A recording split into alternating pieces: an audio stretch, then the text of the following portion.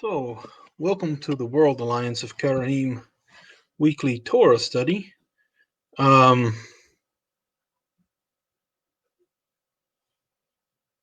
me see if my mic is working. Yeah, it looks like my mic is working. Everything looks good. So, this Shabbat, we don't actually have a weekly Torah portion, parasha. So it's going to be an open discussion. So hopefully we'll have quite a few people in the audience. And Melech Ben Yaakov, my colleague and fellow Hakham, he'll be joining us a bit later. Of course, next week we'll begin the Torah reading again. That'll be Parashat Bereshith. So that'll be a really, really cool parasha. If anyone wants to come on and join the live stream, there's actually a link in the comment section on the Facebook World Alliance of Qara'im page, which is where this is being live streamed to. We're trying a new platform. This is, of course, powered by StreamYard. For me, it's new. I don't know how new the platform is, but for me, it's pretty new. And so this is the trial run this week. And so hopefully everything will go okay. Oh, I need to get my Torah.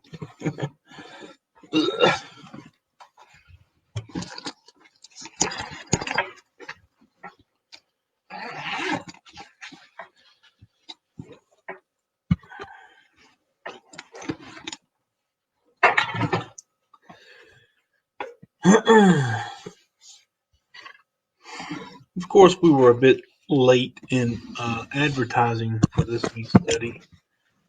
So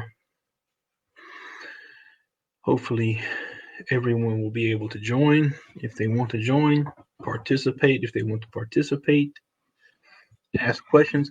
Of course, the live stream, the way it works is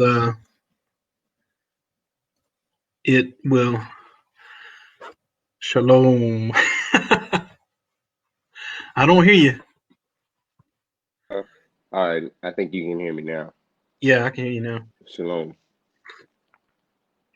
Shalom, and welcome to the broadcast. This is actually pretty cool. Now we can see each other side by side. Yeah, In the yeah, with Zoom, it was kind of weird because when you talk, you kind of pop up on screen. But how's everything going? Everything's pretty cool. Is it, if there's an app for this, or is it only through the website? I think it's only through the website. I don't know. This is all new for me. We're trying to find a decent platform, and I watch a lot of YouTube. Don't hold it against me. But there's a guy that I watch a lot, and that's how I actually found out about StreamYard. And man, it was a really cool platform. And I said, well, I'll try it out. He said it was free, and it is free. Nice. Of course, with the free version, we can have up to 6 people at a time on live in the studio. With the paid plan, I think you can have 10 or more. I'm not exactly sure, but so far it looks cool. It's pretty cool, and it's live streaming to our Facebook page. So that's what I was about to check and look. I can't. I'm on my computer, so all I have is my cell phone. I just kind of want to. I'm gonna check from my desktop for you. You said it should be on your page. Yeah, it should be at the World Alliance of Qara'im page. It should be Okay. being live streamed.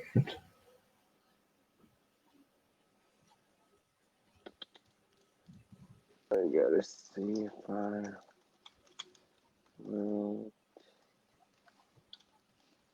Yep, it says we're live right now. Nice. So that's pretty cool.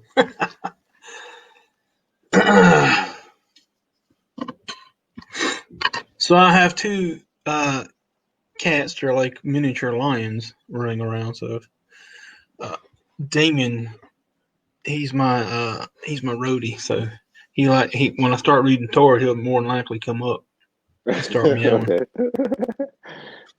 That's cool. What's the other cat's name? Dustin. We didn't name him.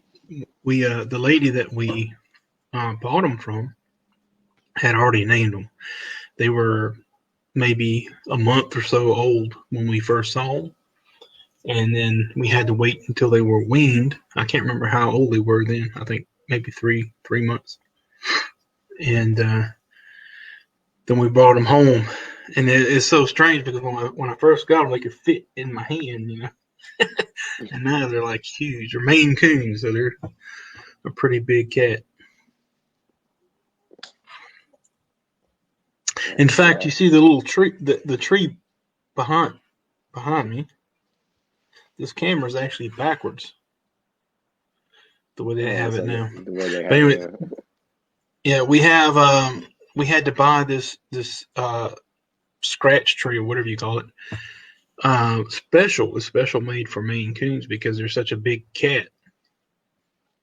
When they were only 6 or 7 months old, we had bought a normal cat tree for them, and they broke it within a couple months because they were already bigger than most normal house cats. Yeah. Mm-hmm. You said they are Maine Coon cats?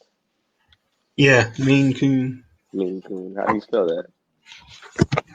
Maine, like the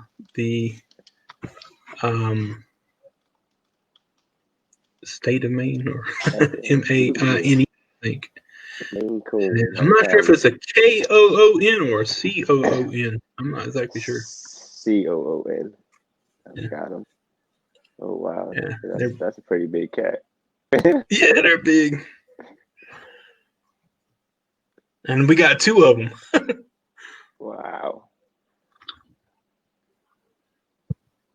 You know, that's funny. I just I didn't realize there was this guy that I follow on Twitter. He was just saying that he gave a project to his daughter, and the project was for his daughter to create an Instagram for a cat, and it was a Maine Coon cat.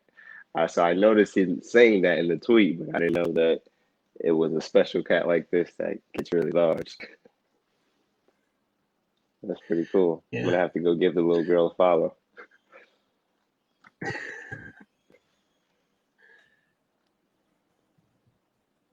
Maine Coon. Yeah, I'm writing in the comments. This is really new for me, and it's pretty cool. So it's being live streamed to Facebook, and I'm going to download it, I hope, and then upload it to our YouTube page. But people can comment on Facebook. I'm getting notifications from Facebook in the comments. So we have someone who is commenting, so trying to respond. But yeah, so this is kind of an open discussion this week. So, you know, whatever you want to talk about is fine with me. We can cover grammar. We can cover Torah. I have my Torah here. I have to find where I've got my other one. I've got my Tanakh somewhere. But right now, all I have is my Torah with me. So whatever we ask, if it's in Torah, I can look through it here. If not, I'll have to find my Tanakh and go through it. That's funny that you said that. Last night I was thinking I was going to ask you what we were going to be talking about today, so that I could kind of be prepared. And I was like, you know what, I'm going to leave him alone because I'm always blowing his phone up that all. Man, I'm gonna tell you, I really appreciate everyone. Days in. I don't understand the days in reference here. It's that's Yeah, there's someone here who commented about the days in. Oh, yeah. Now I see what he's talking about. It's behind you. Days in. yeah, days in. I didn't know if that was a code for something. I'm like, wait a minute, what do you mean days in? I'm a little slow, guys. Yeah. I really appreciate everyone asking questions. It keeps me sharp, it keeps me thinking. And I'm going to tell you, I don't know everything. And I don't think there's anyone who can know everything. And sometimes I don't know that I have a question to actually ask, or sometimes I don't even know that I don't know something unless someone asks me the question.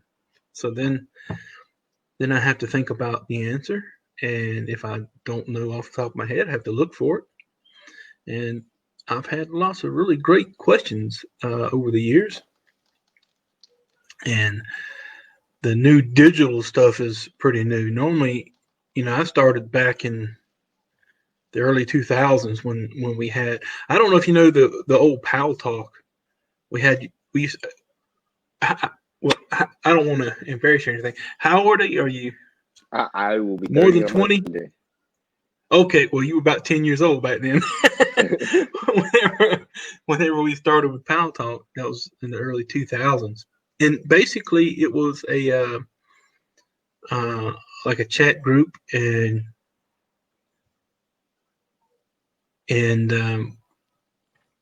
only one person can talk live at the time, but then you had the chat option. And so all this new technology for me is kind of new. So let's see. We have a question. I'm wondering about intended relations between Haredi and the like and Karaite. Well, the relation between Karaites and the Orthodox have always been a bit strained over the years. Karaites aren't unified in the way that people would think. For instance, you have people who are members of a Karaite community, people who are not, and there's no requirement to be in a Karaite community. And for most parts, you have different communities throughout Europe, throughout America, and there is no centralized authority, like, for instance, in Orthodox Judaism or in Reform. Even you have the Reform Union, I think, is what the controlling body is for the Reform. So lately, since around 2000 or so, there's been an attempt from a group of Egyptian Karaites who moved back to Israel I think that was in the late 1960s or 70s. And of course, they formed their own community there, elected their rabbis, and in the early 2000s, they basically made a move and trying to take control of Karaites throughout the world, which is a really unheard of move.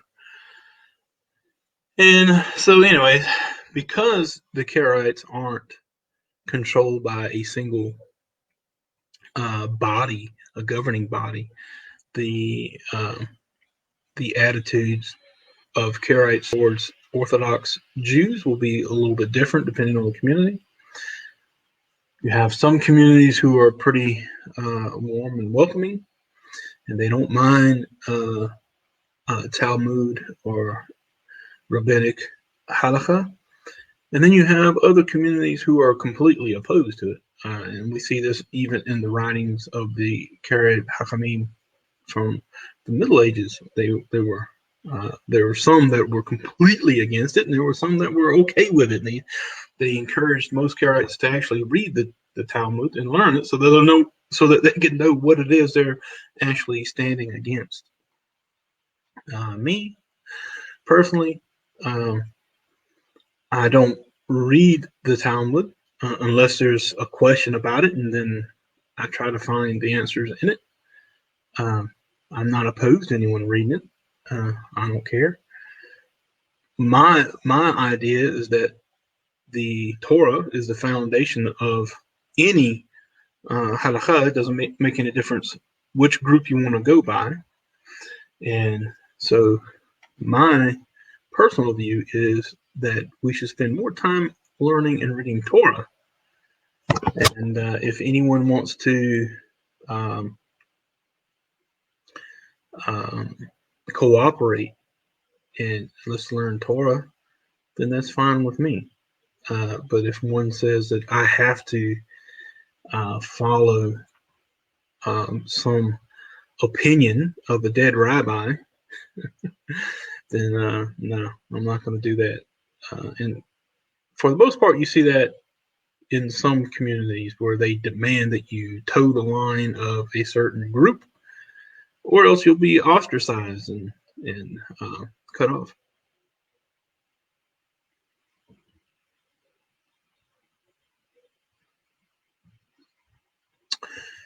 The Levites. Now, this is another question. I'm reading the comment section. It says, has Karaite read Aaronic or Levitic authority as derived from Torah? The Levites and the Kohanim, especially from the Levites, their job, according to the Torah, is to teach the Torah to the Israelites. Now we have a command in the Torah that says that we should put judges in all of our gates. The gates here is talking about our various cities. Only cities would have gates. And they were to judge us at all times. Now, the judges, according to the Torah, are to be Hakhams. They're the wise men, the educated. In fact, when we read in Devarim, talking about the appointing of the judges, it says, Havu Anashim Hachamim, bring wise men who are learned, who are able to be understood, and are known to be that way. And so we have a duty to that the educated, the wise, educate those who aren't educated. And so when you look at that in reverse, then there's also a duty then for those who don't know to listen to and heed the words of those who do know, because it's those who are the scholars of the community who are put in those positions that we're told we have to listen to. Now, in the cities, of course, we read in the Torah. For instance, we talked a few weeks ago about the rebellious child. It says if there's a rebellious child, then the parents, after having tried to correct him many times repeatedly, he doesn't listen to the parents. They're to take the child to the city, to the elders of that city that's in their inheritance, and tell the judges about it. And the judges, if the child's guilty and won't reform, then he gets stoned, he gets put to death. So we know from that the local magistrates, the local judges, are allowed to adjudicate even death penalty when it's clear cut. However, if there's a problem where you're not actually sure and you can't decide it at the local level, then the Torah says you should take those cases to the place that God has chosen, and to the Kohanim,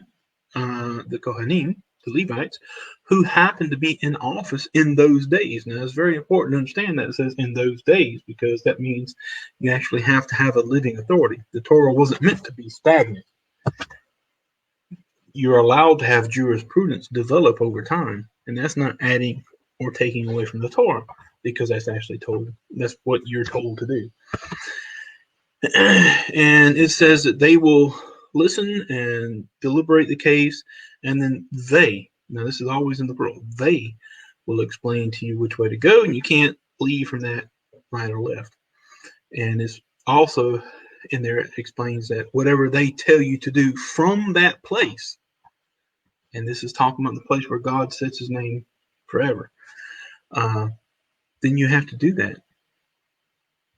And so, of course, the Kohanim and the Levites hold a special place for most Qara'ite groups, similar to the Essene movement, the Qumran community. They did the same thing. And I think even amongst the Orthodox Jews, the Kohanim and the Levites, they hold a special place, because even in the reading of the Torah, they usually have the first aliyah and the second aliyah.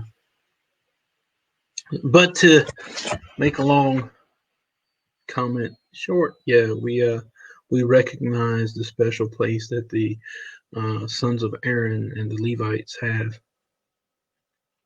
So hopefully that answered the question.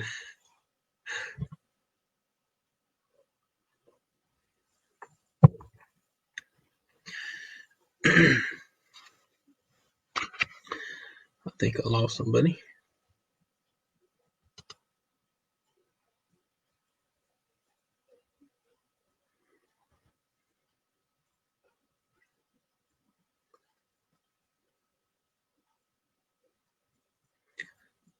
So we have Pinchas bin Ali.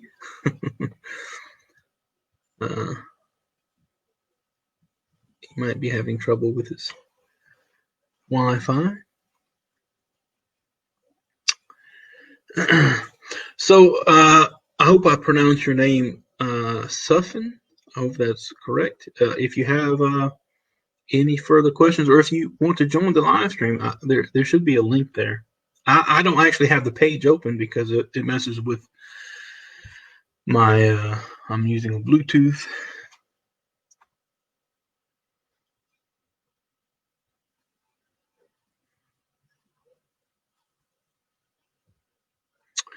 So the next question is, I'm reading the Living Torah by Rabbi Kaplan of blessed memory. My next wonderings to you would be about cutoff, but I think that I should reserve on that topic. Kareth is interesting because there's some places where it's used where it seems to imply that it's talking about being put to death, and then there's other places where it seems to imply being put away from the community itself, being cut off from his people. And I think it really depends on the situation. For instance, we're told in Bereshit, at the giving of the Brit Milah, which is the circumcision, that the person who's not circumcised on the 8th day, then he shall be cut off from his people because he has violated the covenant. Well, we read about the Israelites who actually came out of Egypt, that were born during the 40 years of wandering. None of them were circumcised, because we find in the book of Joshua that they had to be circumcised. Of course, rabbinic interpretation is that this was that they were already circumcised, but it wasn't a complete circumcision, I think is how they put it. And so they say that they were completely circumcised at that time that they entered into the land of Israel for the first time. Karaites, as far as I know, we reject that idea because it tells you they were not circumcised. And so according to the the law of circumcision, anybody who wasn't circumcised on the 8th day was to be cut off from their people. So evidently that couldn't be the death penalty, because then you would have 600,000 Israelites that should have been put to death. And it's hard to say that they were ostracized, for instance, by being put away from the community. And so you have to think that in some cases, when it talks about being cut off from amongst the people, it's then talking about being separated or barred from the ritual life of the Israelites. As we see in the book of Shemoth, at the Pesach, the first Pesach, it says that nobody who's uncircumcised is allowed to eat it. And being uncircumcised is equated with being unclean. And because of that, in order for even a resident, what's called a ger, who resides amongst the Israelite, who is actually not an Israelite, they may also partake and participate in the ritual life and worship of the Israelites. But in order to do so, they have to be able to be purified. And being uncircumcised, there's no way for them to be purified. So they have to first be circumcised. That doesn't make them an Israelite. That just puts them in a position that they can be completely and ritually pure to participate in the sacrificial and ritual rites of the various Hakhams. And so to make another long answer short, to be cut off, it really depends. There's some places that it evidently means to be put to death, and then it's some places it means to be put away. But for the most part, when you look at those, then they're talking about being separated from the ritual life of the Israelites. And that we see clear in the case that I'm talking about with the Israelites who weren't circumcised for 40 years. While they were in the wilderness, wandering around, only their parents or those who had been circumcised would have been taking part in the ritual and sacrificial system found in the Torah. So hopefully that explained it. If not, just write that again, and maybe I'll do a better job explaining it.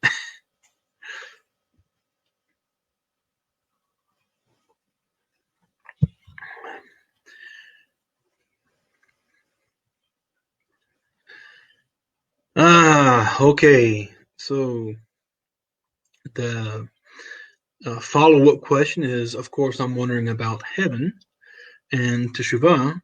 From that, teshuvah means to return, and you have to ask yourself, what does it mean? Now, most people want to say it means repentance. That's completely a Christian and perhaps even a Islamic idea, but the teshuvah simply means to return. And what are you returning to? You're returning to keeping the Torah.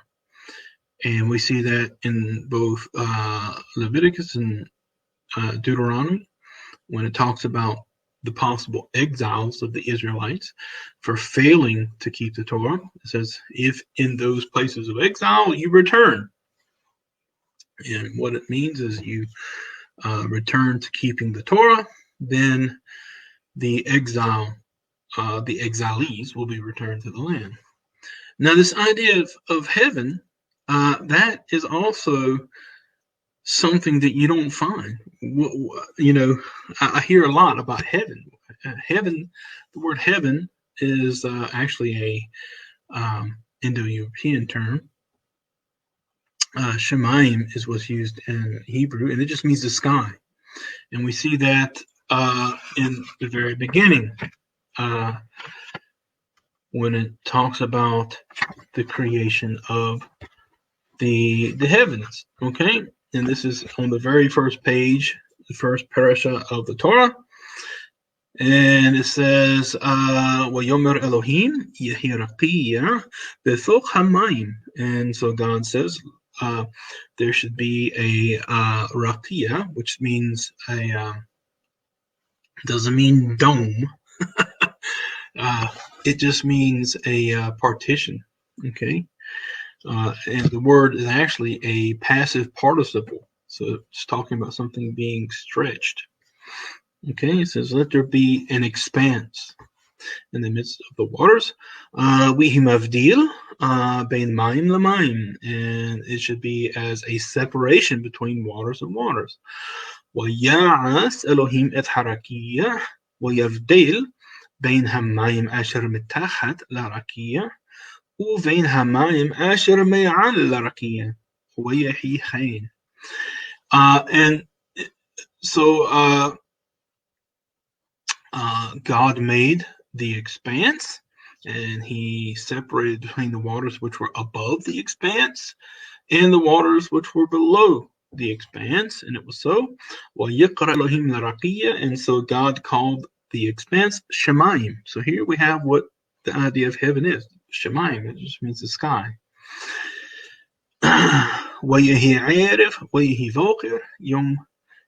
So on the second day, the sky was created. Now, according to Greek mythology and Christian mythology, the idea is that humanity must ascend to the heavens and become like the gods. Whereas when we see in the Torah and also in the Tanakh, it is not that humanity will ascend into the heavens and dwell with God, but that God himself will live amongst us here on this planet, which is why we even have a Mishkan with the temple for us. And actually, Jerusalem is going to be called the throne of God. And so the idea was that humans were created to live on this planet, not in the sky. So this idea of going to heaven, skies, this is foreign from the Tanakh. This is not found in the Tanakh, and it's not a part of anything in the Torah.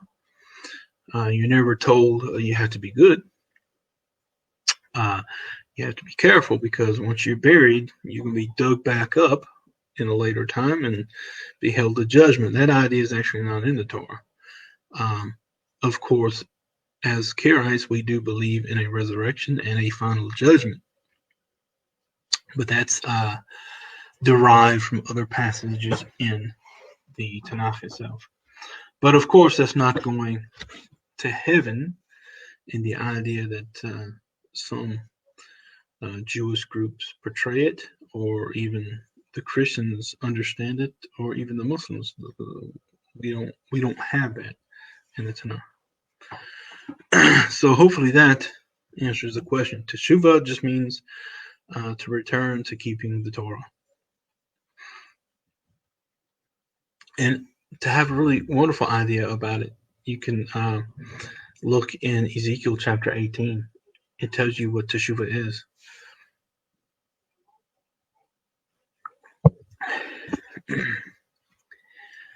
Can we expound on those passages? Which passages?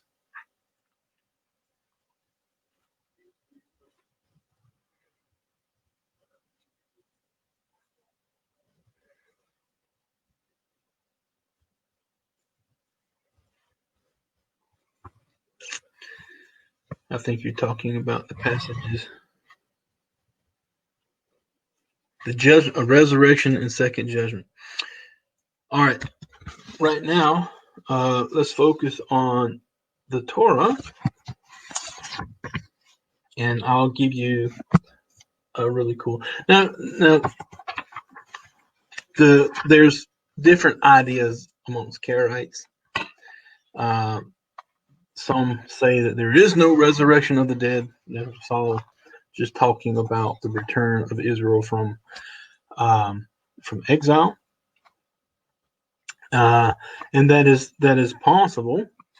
However, in one of the last parishes of the Torah, we have an interesting comment, and I have to find it.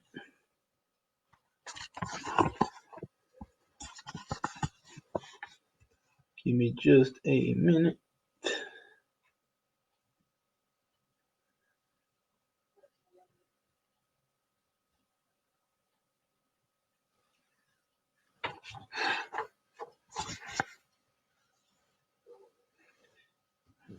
Ja, das ist das nicht.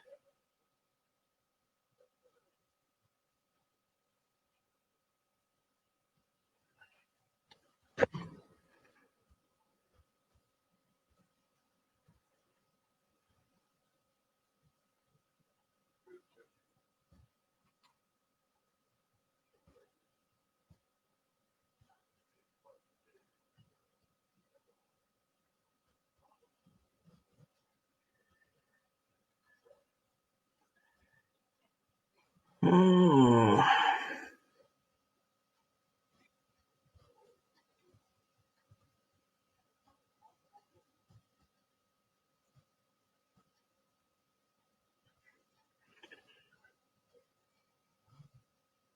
So that'll be Deuteronomy 32:39.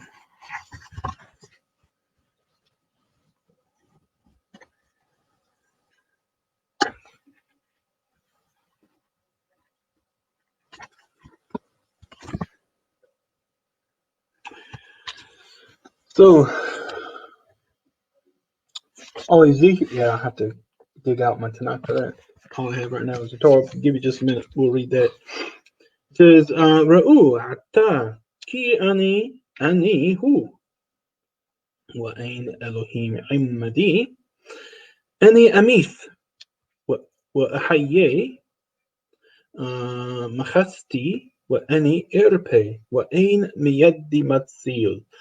Okay, so this is Deuteronomy chapter 32, verse 39. And it says, look now that I am he, and there is no other God with me. I'm Madi. Okay? Any Amit, I cause to die. What ahaye, and I. Now, this word ahaye can mean to bring back to life, which means I resurrect, or I extend the life, or cause to live. Mahasti, I wound, and irpa, and I also heal, and there is none who can rescue from my hand. Now, what we find interesting in this verse is that normally you would think, okay, you bring somebody into existence, into life, then you cause them to die. But the order is actually contrary to that. It says, I'm the one who kills. So that means, and the word is amith, which is a hitho form, which means I cause to die. And that would suggest that the person is already living. You can't cause them to die unless they're already alive. And then you have the next is achaye, and then I bring back to life. So we have in the Torah a idea that once you die, you can be brought back to life. And in Ezekiel, let me see if I can get this here. Ezekiel 18.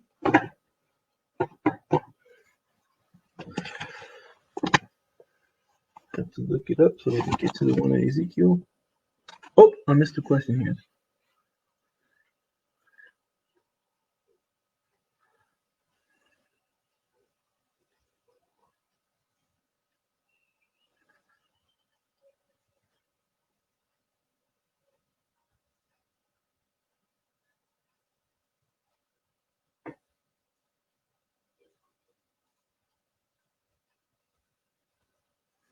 Yeah, that's I think that's actually what you quoted. Let me read it.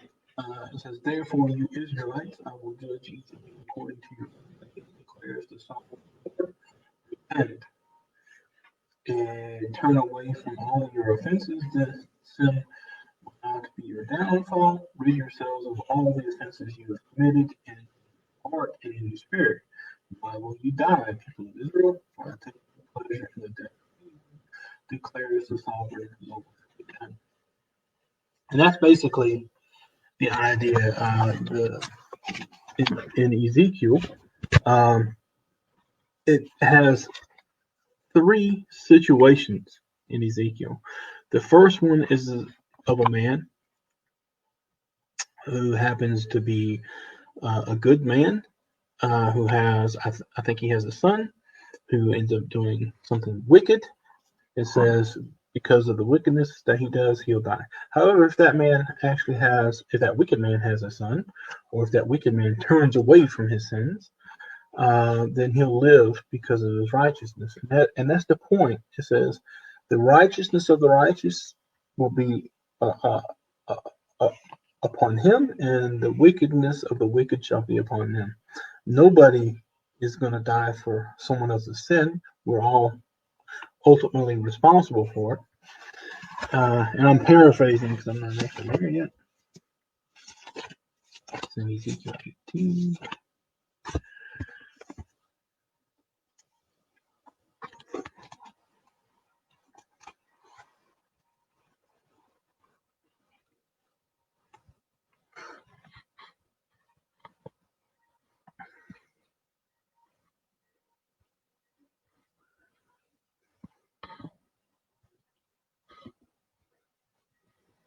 So it says Ezekiel 18. Where is it?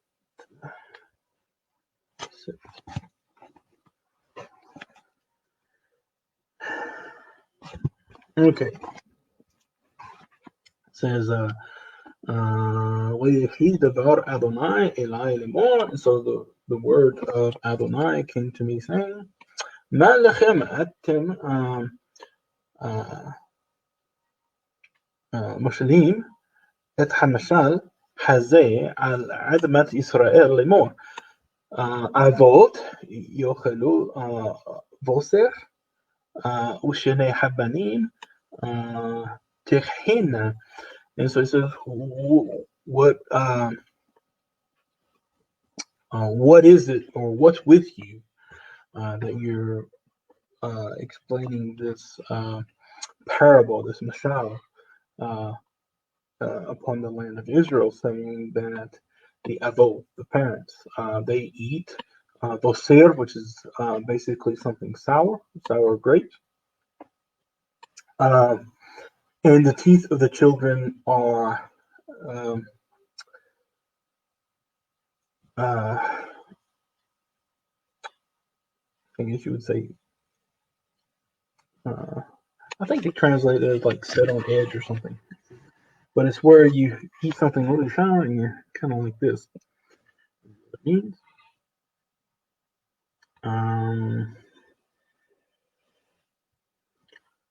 Hi ani ne'um Adonai Elohim im yihi lechem od mishal hamashal hazeh Yisrael. And he says basically, hi ani, I am alive, or I live, declares the Lord God.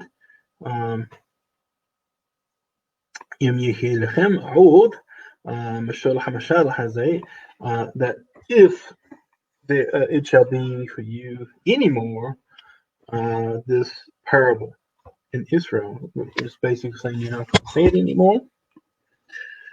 And so the next verse is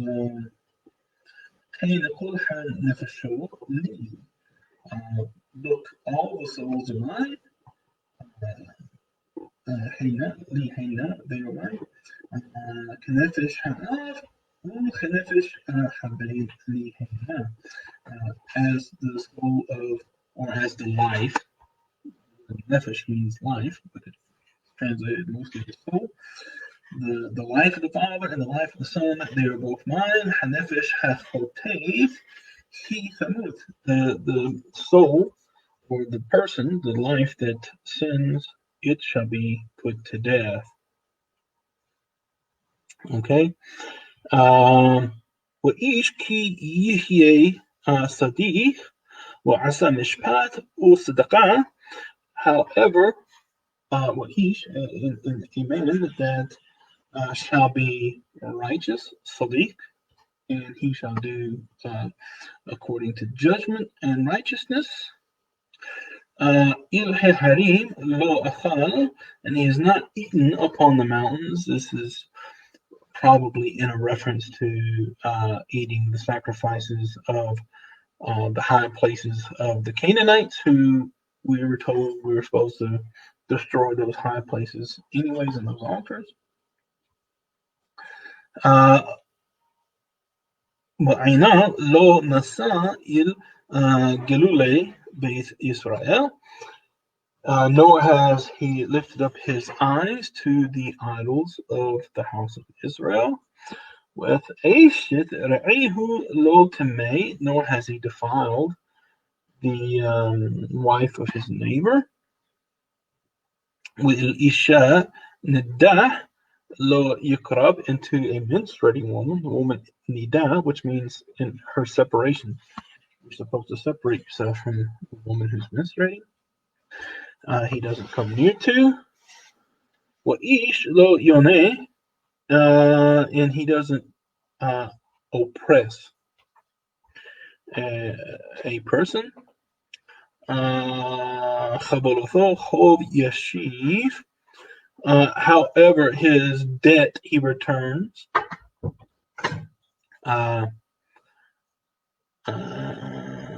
Gizela lo yigzo, nor does he commit. He doesn't rob. He doesn't commit. Lachmo l'ra'ev yitain, and his food he gives to the hungry. Wa'ayrom yichasse baghed. The word beged means clothes. Begedim is your clothes you dressed in. However, the naked, the destitute, he covers in clothing. And so I'm gonna go back and skip some of this, because basically he's just giving the examples of a righteous man. So you start off with a righteous man, and then in verse 10 it says, "Wacholith ben Parith." However, if he gives birth to a son who is a Parith, Parith Shofech Dam, he is a son who, Parith is a someone who's like a thief or a robber.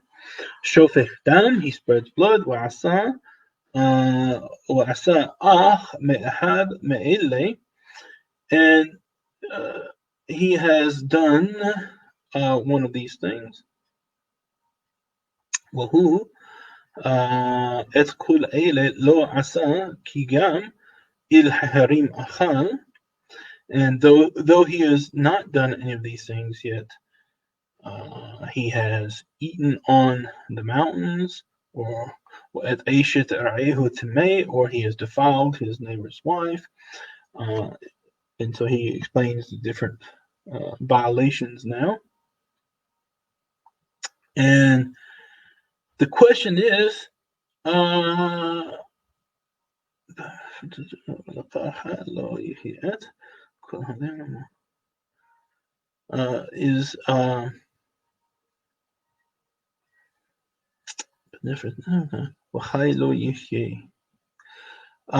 shall not live. Lo yichye, he shall not live. Okay, but he shall be put to death. Moth yumath, the mav bo yichye. He shall be put to death, and his blood shall be upon him.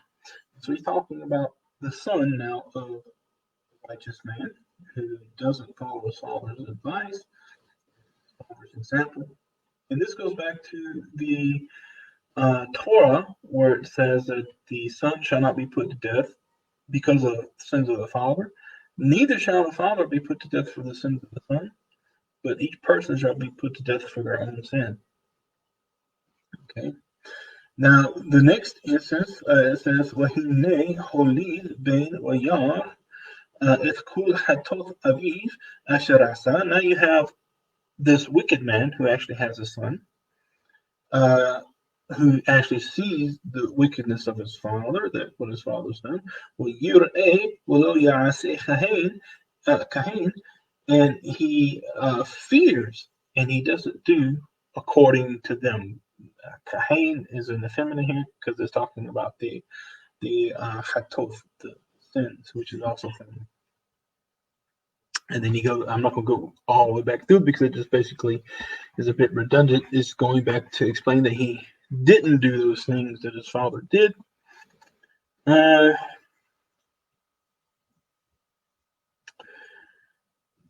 But it says, Mishpatai asa, my judgments he did, Bihukafai halak, and he walked in my ordinances. Who lo yamut bi'avon aviv, hayo yihyeh. He shall not be put to death because of the wickedness of his father. He shall certainly live. And so the question is, and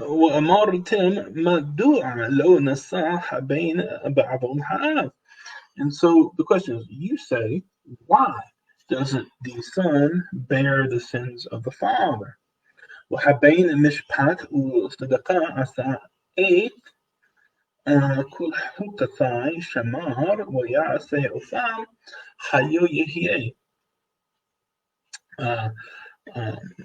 When the son has done that which is lawful and right and has kept my ordinances, then he shall surely live by them. And that's actually also going back to the Torah, because it talks about the Torah, the Mishpatim and the Hukatim, that says, if a man does them, he shall live because of them. Okay, so if you keep the Torah, you're going to live. So now we get to basically the crux of it, which is a Torah principle. Hanefesh ha'hoteh he tamut. The soul that is sinful, or that sins, or the person that sins, shall be put to death. The son is not responsible, doesn't carry the crimes or the wickedness of the father. And nor shall the father carry or bear the iniquities of the father. The righteousness of the righteous is upon him. Tihyeh shall be. Rishat harasha alav tihyeh, and the wickedness or the rebelliousness of the wicked shall be upon him. It says waharasha. Now we get to the idea of what we were talking about earlier about repentance. It says waharasha, and the wicked, yeshuv. Here we go. If he returns, yeshuv. Nikul hatofa asherasa, from all the sins that he had done.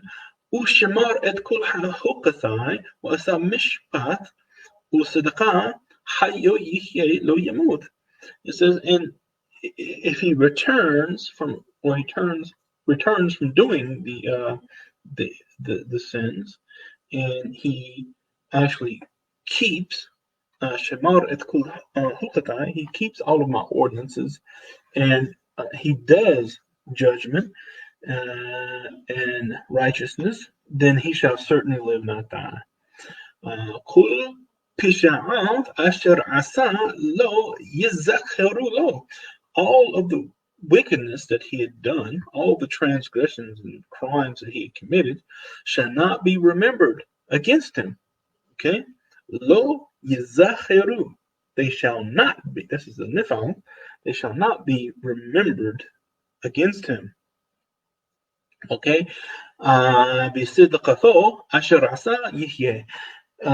According to the righteousness that he now is doing, that he does, he shall live. So you can read the rest of chapter 18 of Ezekiel. It basically keeps going through the different situations here. And it explains what repentance is. All right. Now, of course, there's some, I've heard Christians say that once you're saved, you can't ever lose your salvation, but that's a Christian nonsense, and that's actually contrary to what we actually read here, because it tells you that if a righteous man turns from keeping keeping the commandments and the ordinances found in the Torah, and he commits wickedness, he shall die because of them. All right, so that's basically talking about what we term repentance, and that's teshuvah. That just means to return from doing the evil or violation of the Torah and go back to keeping the Torah. Then you get back into a right relationship with God. Now, let's see something else. I think. So the statement was, I think intellectual honesty requires me to wonder if we haven't been dying because of any passage regarding exceptions due to civil unrest.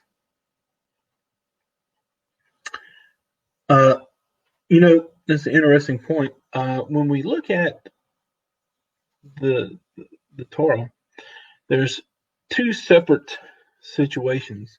One, we read at the very beginning of the Torah, when God is speaking to Moses, he says, I will visit the sins of the fathers upon the sons or the children to the third and fourth generation of those who hate me.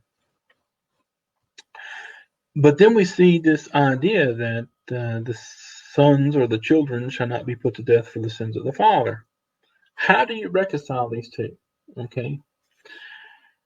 When it talks about visiting the sins of the fathers upon the children to the third and even fourth generation, what we have to understand is it's talking about the consequences of the parents' crimes.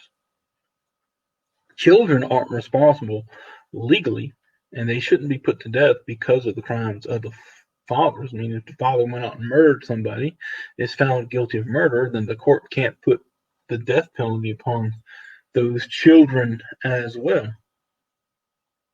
However, if the Israelites as a whole, the nation of Israel, become wicked and are sent into exile, the children of those exilees, those people who were sent to exile, they will be born in exile. They suffer the consequences of the sins of the fathers.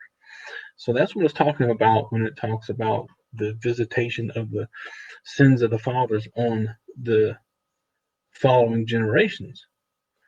Because they have to put up with the crimes of the consequences of the crimes of their parents. They're not necessarily guilty of committing a crime, but they still have to deal with those consequences. They'll either be born in exile, they'll suffer because of the different plagues or whatever that comes upon the people because of their rebelliousness.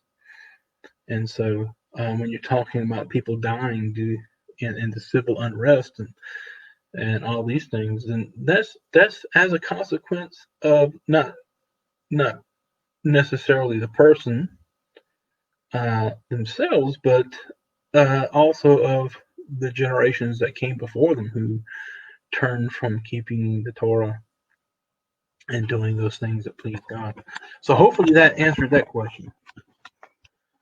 If not, let me know and I'll keep expounding on it. But the idea of resurrection and final judgment, I'll tell you a good place where we get that. That's in Mishlei. Let me find it real quick.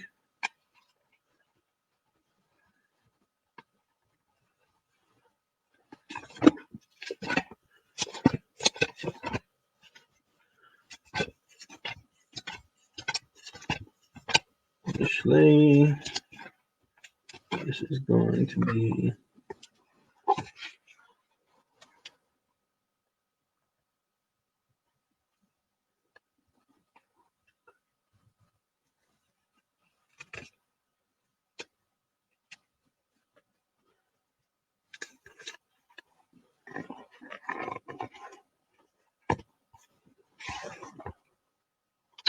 not Mishlei. What am I thinking about? This is in Hakhams.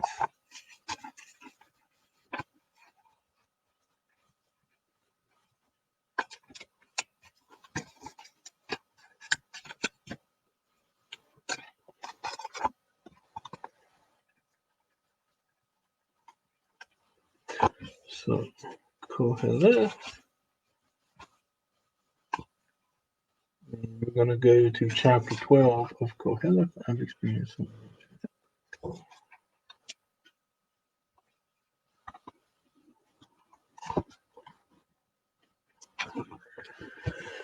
Yeah, I hope you don't mind me reading this, but I read this because the audience probably can't see it. I've experienced so much, I think we could be considered to be in an exile-like existence with plagues. That's true. I understand optimism to an extent and responsibility. But still, we look for excuse clauses. That is definitely true.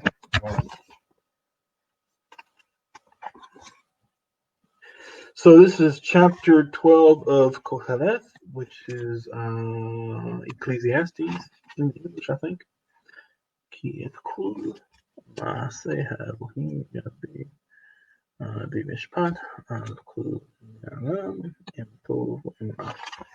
So we're going to look at actually 13 and 14. It says, Sof davar hakol nishma et ha-Elohim yira wa et mitzvothav shemor ki zeh kul ha'adam. Says, the end of the matter and all is heard. Et ha-Elohim yira. God, fear God. Shemor, and his commandments keep, guard his commandments. Kizeh kul ha'adam, for this is all of humanity. This is basically for everyone. Ki et kol ma'aseh, for every action, Elohim yavi b'mishpat, then the Elohim, the God, shall bring, or shall cause to bring, into judgment. Now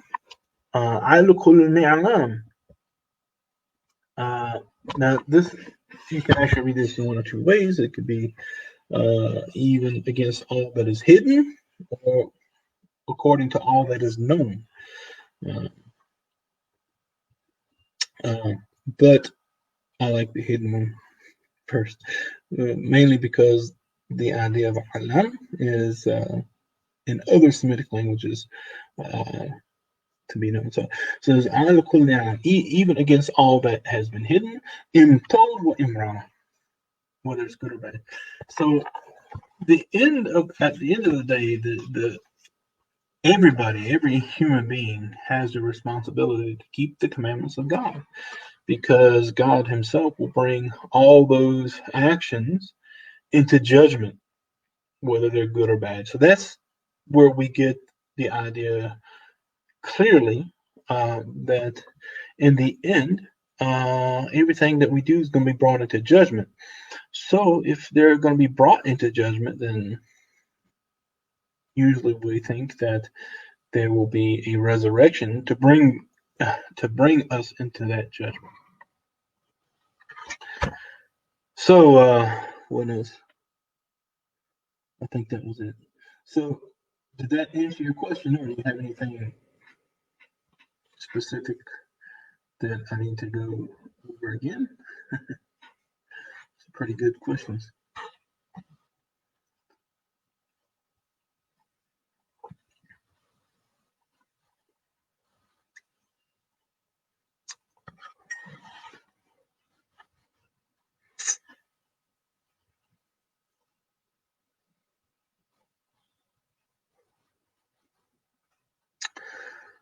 Okay. What book was that last one? That was the last two verses of the book of Ecclesiastes. That's called Koheleth.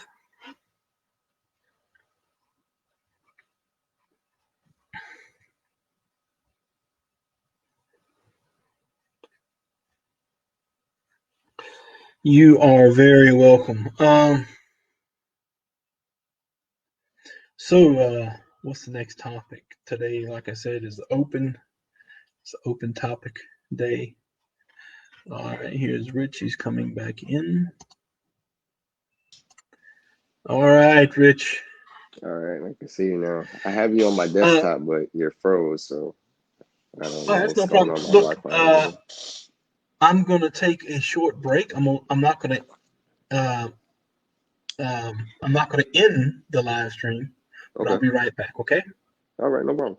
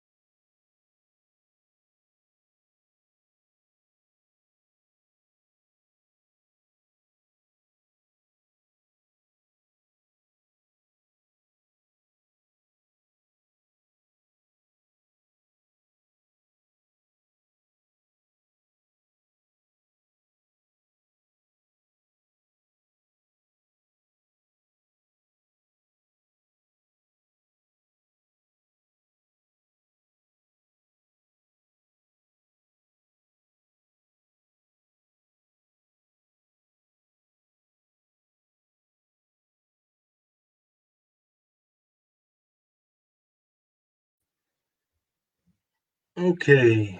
So now I'm back. Put Rich back in here.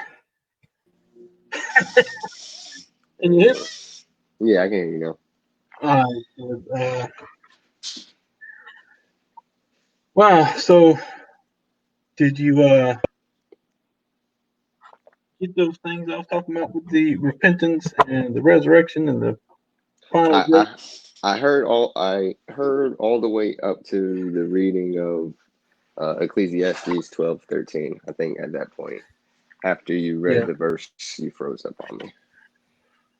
Yeah, that's pretty much Ezekiel is a really great one talking about repentance. And I always like to go to that one just because that's what it's talking about is repentance, responsibility, and the idea. Because you hear a lot amongst, and I hear this a lot coming from Christians. Now, I've never been a Christian, but I've learned because of questions from Christians, a lot of Christian idea. And I'm gonna tell you, there's been times when and they've asked me some really good questions, and I had to think about it. Like, you know. But the Torah actually has an answer for pretty much everything. And so this idea about inherited sin. Now, of course, we're responsible. For instance, Adam and Eve committed a crime. They were sent away from the garden. All right. It was in this garden that what's called the tree of life uh, was. And God said, unless humanity stretch out his hand and take and also live forever. So, as a result of the sins of the parents, they were sent into exile from the garden. And because of that, we have no access to this eternal, this whatever it happened to be. I have my own personal theories about that, but that's for another time. Uh, but either way, we don't have eternal life now because of what our first parents did. Now that doesn't make us naturally automatically guilty of sin or inherited sin. But we have to deal with the consequences of their actions. And it's the same way with, children who were born to parents that committed crimes or drug addicts, or the children didn't commit any crime. They didn't do anything wrong, but they're paying as a consequence of their parents' actions. And so you have to think about that when whatever we do in life, especially parents, we always have to think about the next generation, because what we do affects those that come after us. And so we're not only responsible for ourselves, but we're responsible for the quality of life that we leave behind us. And I believe that will also be held against us eventually.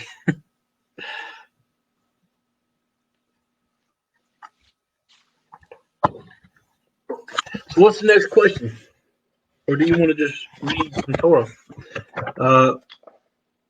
Next week we'll be going through Bereshith. And if you want to just read through it some, we can get a jump on it, because I promise you, when me and Melech start discussing it, we will never. It's rare that we'll ever get through an entire parasha.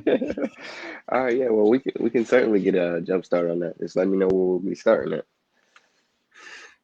Yeah, just the very first page of the Torah. Oh, okay. All right. No problem. Because starting tomorrow, we'll have the first Aliyah of Bereshith. Gotcha.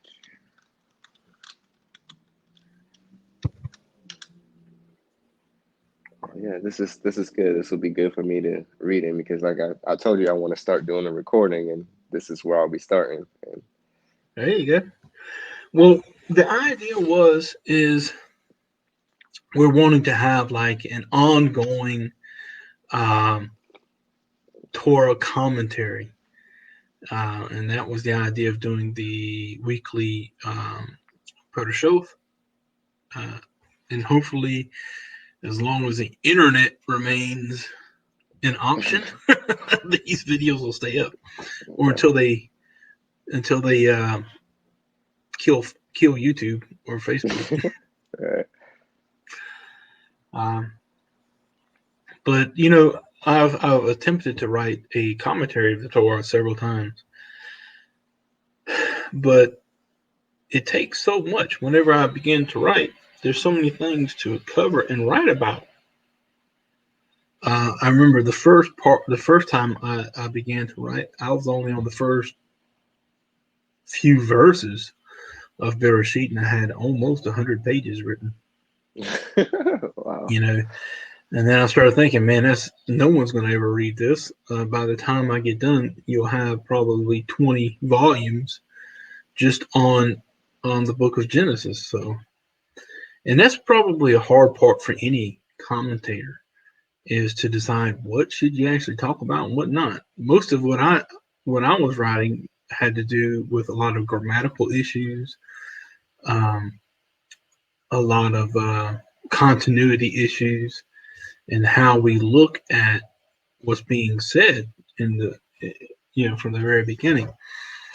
One thing that a lot of people point their finger at the Israelites is they say we've plagiarized. Oh, we took these from the Sumerians or whoever. And while the story is found throughout different Middle Eastern cultures, and not only the Middle Eastern cultures, but other cultures as well, have similar stories, not always identical. You have to think, if we all came from one man and one woman, and we know genetically that is true, no matter how much the scientific community hates the Torah and wants to say, oh, look at you liars. Genetically, it's a fact. We all descend from the same man and the same woman. So if we believe that humanity started from a central point at one time and spread, and I don't care where you look at it.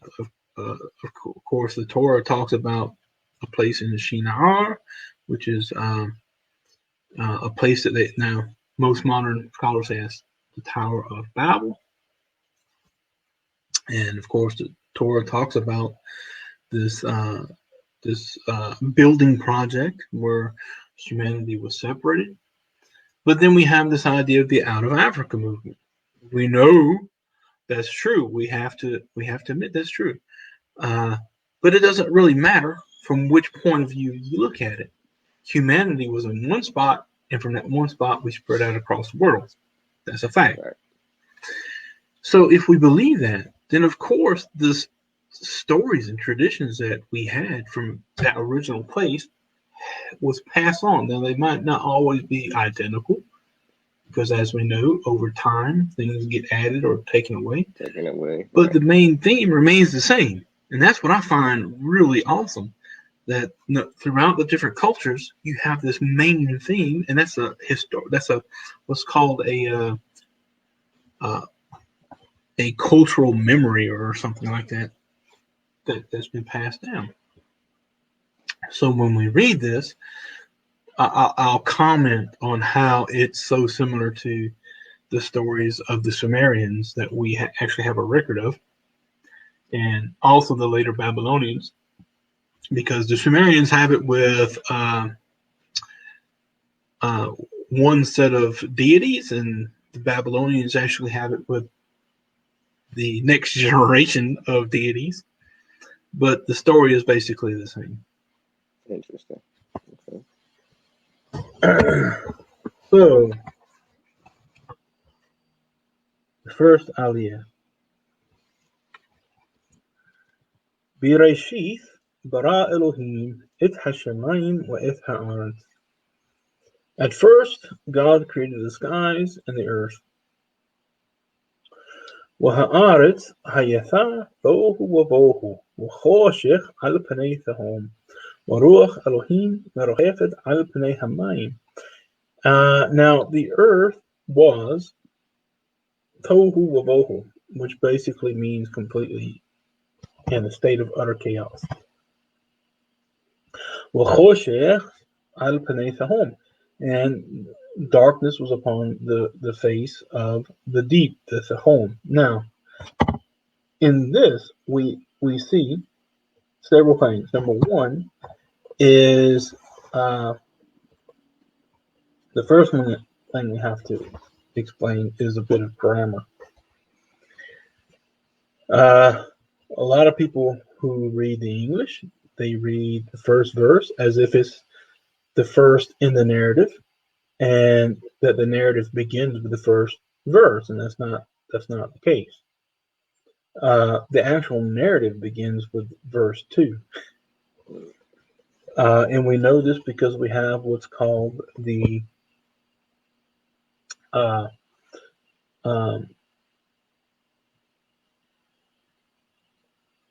waw disjunctive. This is called a waw mafsik in Hebrew. That means that this waw, which the waw means and is usually a conjunction, but in Hebrew this and has different functions. Okay, and one of them is what's called a disjunctive.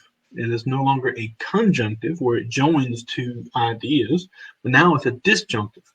Well, how do you identify it as a disjunctive? You identify it as a disjunctive when the waw is prefixed to a non-verb, which means a noun or a participle even. A non-verb at the beginning of its clause.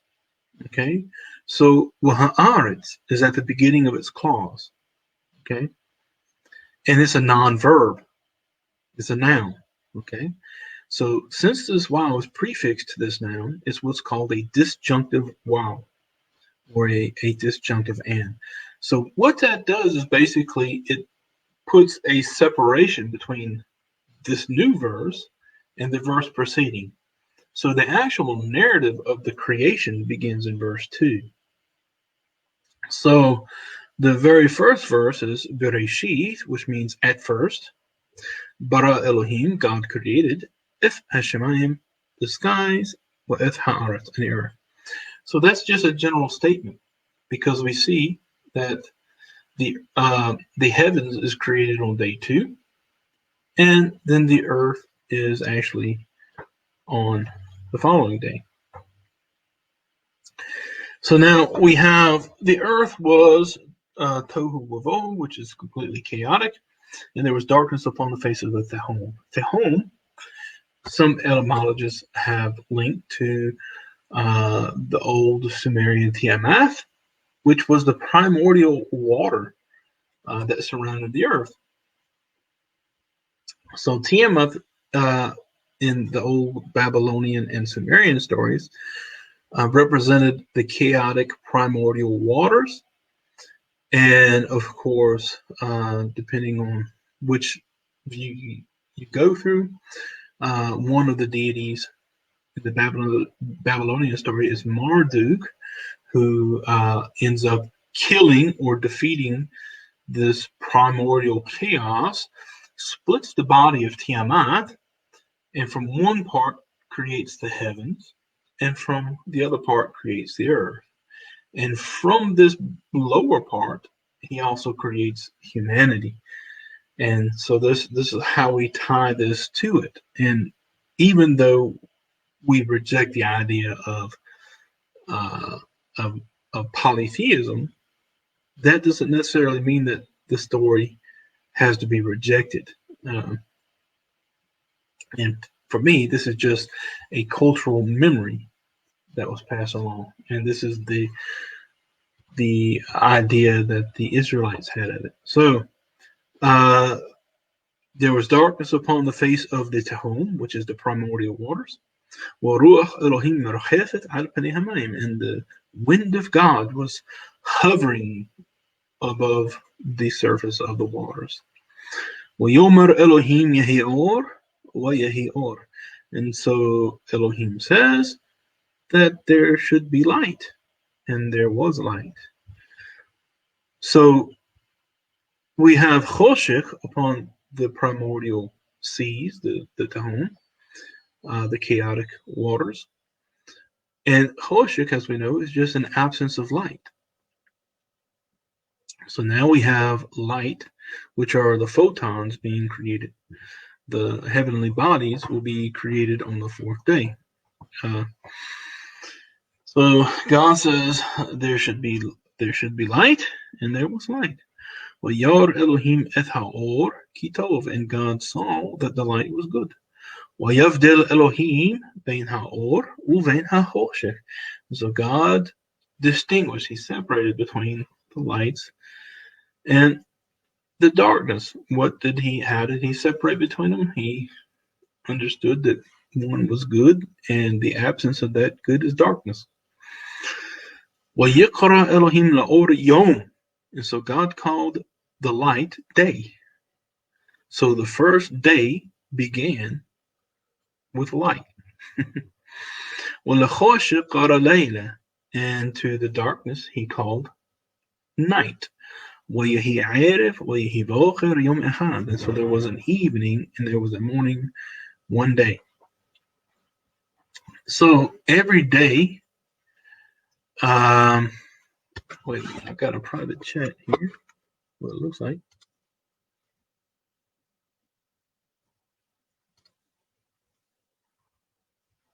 Okay, no problem. So I don't know why Zoom is starting up.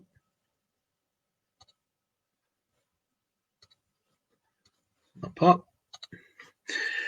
Okay, so the light he called day. So the light itself was what was called day to begin with. And then the darkness he called night. And then the next event is an Arev, and then a Bocher. So every day at this point began at the Bocher. From the Bocher of the following day began the new day. Shalom, Melech. We're just babbling on right now. Shalom, Yaakov. How you doing? I'm fine. How's everything? You hear me? Everything Yeah, I hear you fine. Never boring. Everything is never That's boring. life. Let's put it that way. That is definitely life. Challenges. What was I going to say? How did this judge that's up for the Supreme Court nomination, Judge Barrett, Amy Barrett? Yeah. She had some quote. She was talking about how it doesn't matter. At any rate, this is in American politics. So she had some quote about how she found out she was pregnant, and then she got a request from somebody to adopt another child at the same time from Haiti or something like that.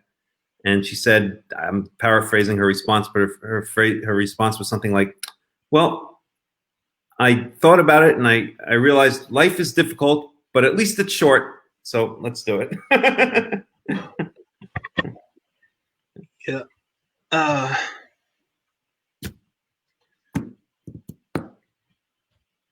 Yeah, so we're... Yeah, how's this barnyard working out, or whatever it's called? What is it called again? I actually like it. It's pretty cool. Okay. I'm getting questions from the feed at the World Alliance of Qara'im page. Cool. We have people writing in the comments, and so evidently it works pretty good because I'm answering the questions as they write them, and they're responding. So evidently that's working pretty good. I only see one person writing. Suffin Andrew Eric. Right. Yeah, right now. Okay. And then we have Rich, who is online with us right now. He's got his mic and video feed paused, but he's actually in the studio. And so, unlike Zoom, we can all be on the screen at the same time, and it doesn't kind of pop in and out, Right. So cool. Of course, this is the free trial version. If you have 20 people on the screen, they end up, being like a little box in a corner somewhere. Yeah, well, I doubt we'll have. Hopefully, that'd be cool if we had that many at one time. We should only have such problems, right? Yeah. We should be lucky enough to have such problems, right? Yeah. And so, with this free version, we can have 6 people at a time. Okay. On the screen at one time. 6 on the and alrighty. The Golden State, the golden crispy state right now after all the fires. At any rate, so Eric says, I understand the community. Yeah. Siffing Andrew Eric. So I'm going to check it out on Facebook to see what's going on there. You want to take that one, Yaakov? If you wish. What the community of Qara'im being small outside of the Golden State? I'm taking this talking about California. Yeah, the biggest problem we have today is this idea of legitimacy. Okay, and that really started in the early 2000s with this the Universal Karaite Jews of Israel and their proxy, the Karaite Jewish University. And so now you have these one group saying that they're the only legitimate Karaites, and so they get to define who a Karaite is, evidently, which will be the first time ever that situation has come up, which is nonsense. So, of course, since they see themselves as being the only legitimate Karaites, there must be a small community of Karaites anywhere else in the world. But that's not true. Karaites are spread out. That's true. They're small, relatively small compared to the Orthodox Jewish movement. But you have Karaites in Turkey. You have Karaites throughout Europe. You have Karaites throughout America. And, they have just one community. I think, where is that, in San Francisco? Is it San Francisco or San Diego? But you also have... Yeah. Huh? No, I'm sorry. I didn't mean to just interrupt for 1 second. I'm looking at the Facebook feed, and it's getting... it's being like live closed captions. Like our words are being transcribed onto the screen. Really? That's pretty cool. I guess we can turn that off. I'm going to turn them off. They're annoying. Okay, I'm sorry, Yaakov. Go ahead. That's no problem. I'm just trying to explain, and so Yeah. when you look at like Facebook groups, you have the American Karaite Judaism, which tells everyone who browses their page that while there's lots of people who call themselves Karaites, the only true and real Karaites are those who kiss the butts of the Hakhams in Israel, which is not true. Historically, was never true. There has never been a centralized body that all Karaites around the world bowed the knee to, and yeah. And I'll add a couple of things here. So, first of all, to answer directly Eric's question, the main Karaite community in the world is in Israel, not in the United States at all. It's usually officially numbered at around 30,000. I don't know how accurate that number is. I've heard numbers like 50,000. I've heard 30,000. Usually I hear 30,000. The head of this Karaite community, which we call, or which is colloquially called the Egyptian Karaite community, is in Ramla, which is a city near Tel Aviv. And they have synagogues throughout Israel. Usually the synagogues tend to be in the south, because traditionally the south, what are called the Arei Pituach, the development towns, were the poor towns. And when the Sfardim and the Mizrahim were brought to Israel, mostly in the 1950s, they were dumped into these poor development towns, and a lot of times in just tent cities called Ma'abarot. But at any rate, so the Karaite community having come from Egypt, from Cairo, that's where they mostly were, got dumped into these development towns. So their community grew around mostly in the south, and that's why their main headquarters is in Ramla, which is it's near Tel Aviv, but it's considered a very poor city. It's like a Tel Aviv. It's like Tel Aviv's, let's use an analogy. Tel Aviv is to Ramla is to Tel Aviv as Hagar is to Sarah, or something like that. Basically, really, in more ways than one. If you ever go there, you'll know what the heck I'm talking about. At any rate, most of the community developed in southern Israel in small towns, sometimes not small towns, like Beersheba, Ashkelon. Those are larger cities, but they're also Philistine cities. I'm trying to think of other ones. So maybe I'm not sure exactly where they have the synagogue. Rishon LeZion, I know they have. It's also a coastal city, which is not so small. Anyway, a bunch of these cities in the south is basically where the community kind of took hold. They also have 2 yishuvim. I think one is called Yishuv. What is it called? Matzliach. And there's another one which I can't remember the name of. I think the main one is Matzliach. At any rate, to make a long story short, that's where the main Karaite community is in the world. Okay, the secondary Karaite community in the world is it's a little bit hot. Usually I would just take my shirt off, but I don't think I'm going to do that during the Torah study. So let me just turn the fan towards me. Hold on one second.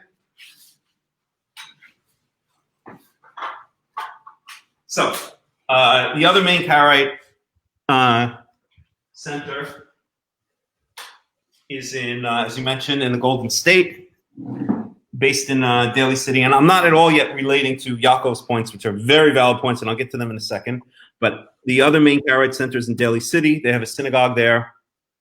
You can look it up in Daly City, where they have, I don't know what the size of the congregation is, maybe a couple hundred at this point. I can't imagine it's more than a couple hundred at the most. And other than that, that's it. I think that's it. There's a very, very small community still in Crimea. There might be a very small. What's that?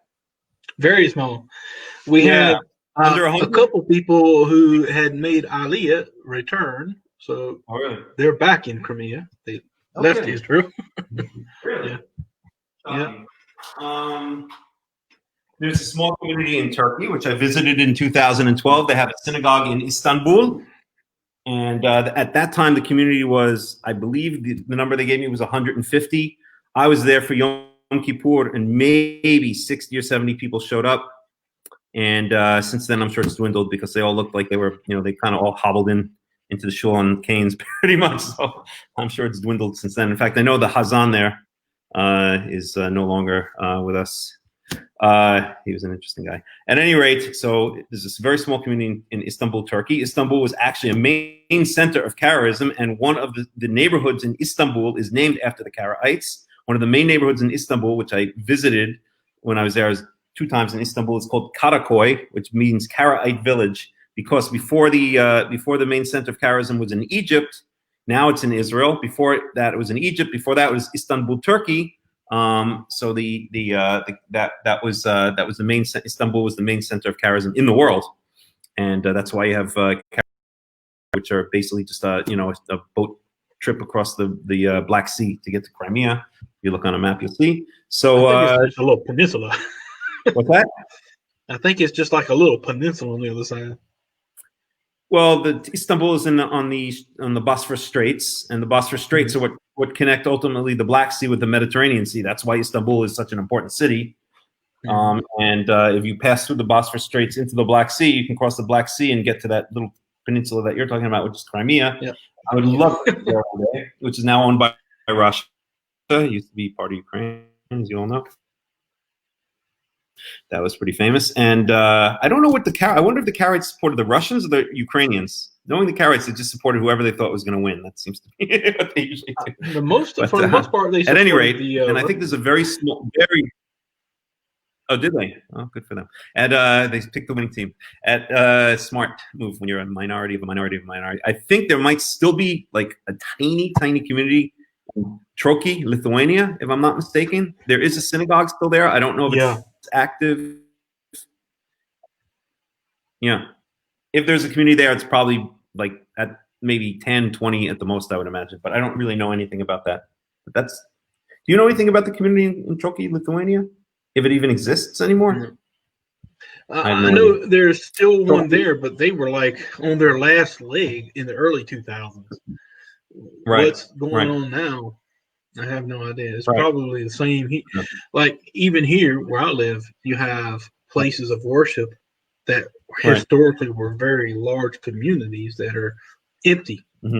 The buildings are still there. They're maintained by the state because they're historical monuments. But they're empty. Right.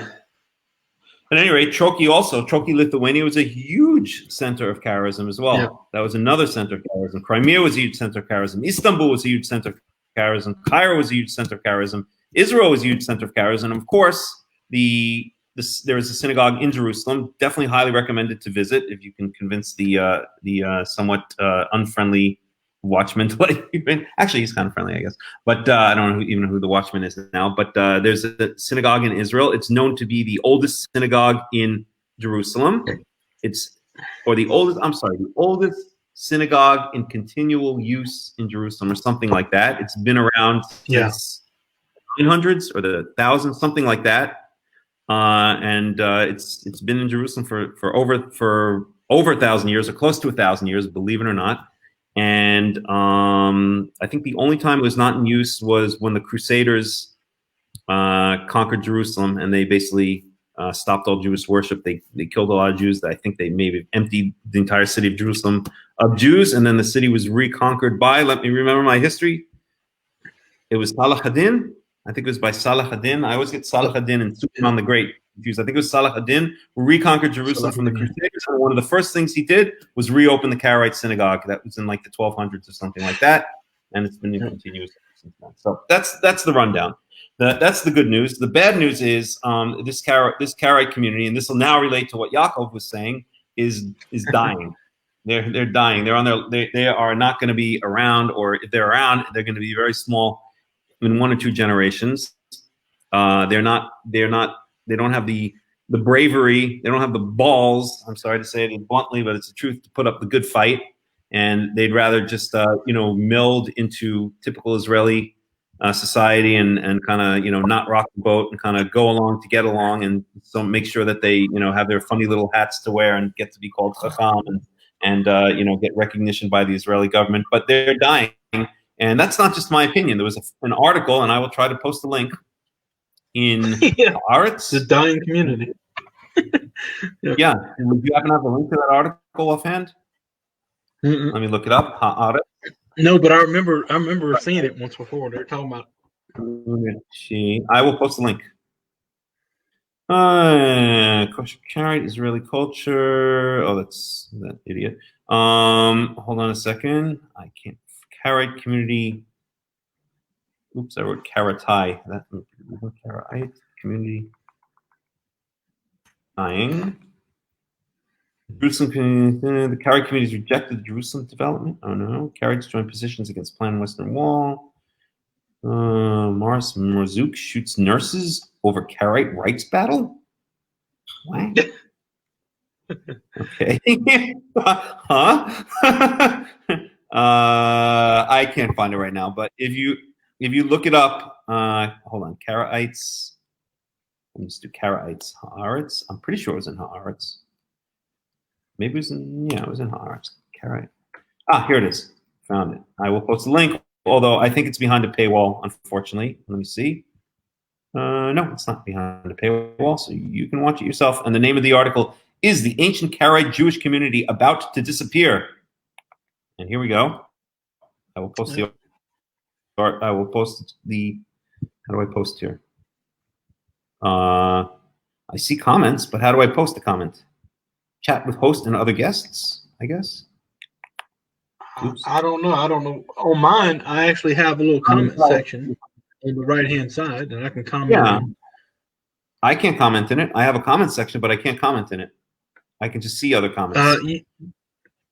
Then you could probably post it at the Facebook page where there's a comment section. That's the same comment section. Since I'm the host, that's probably why I can comment here. Maybe can you change the settings to allow everyone to comment or something? Because hold on a second. Man, I have no idea. All right, whatever. All right. Any rate, Yaakov, I'll tell you what. I put it in private chat. I put it in private chat. If you can grab it from private chat and just post it into the comments, then that'll solve the problem. Because I have the Facebook running on my phone, and I have this running on my computer. So, all right, hang on. Let me go. I hope it doesn't change. I hope it doesn't change the thing. Did you? If you go to private chat, at least that's what it says. Oh, private chat. Oh yeah. Okay, I just found it.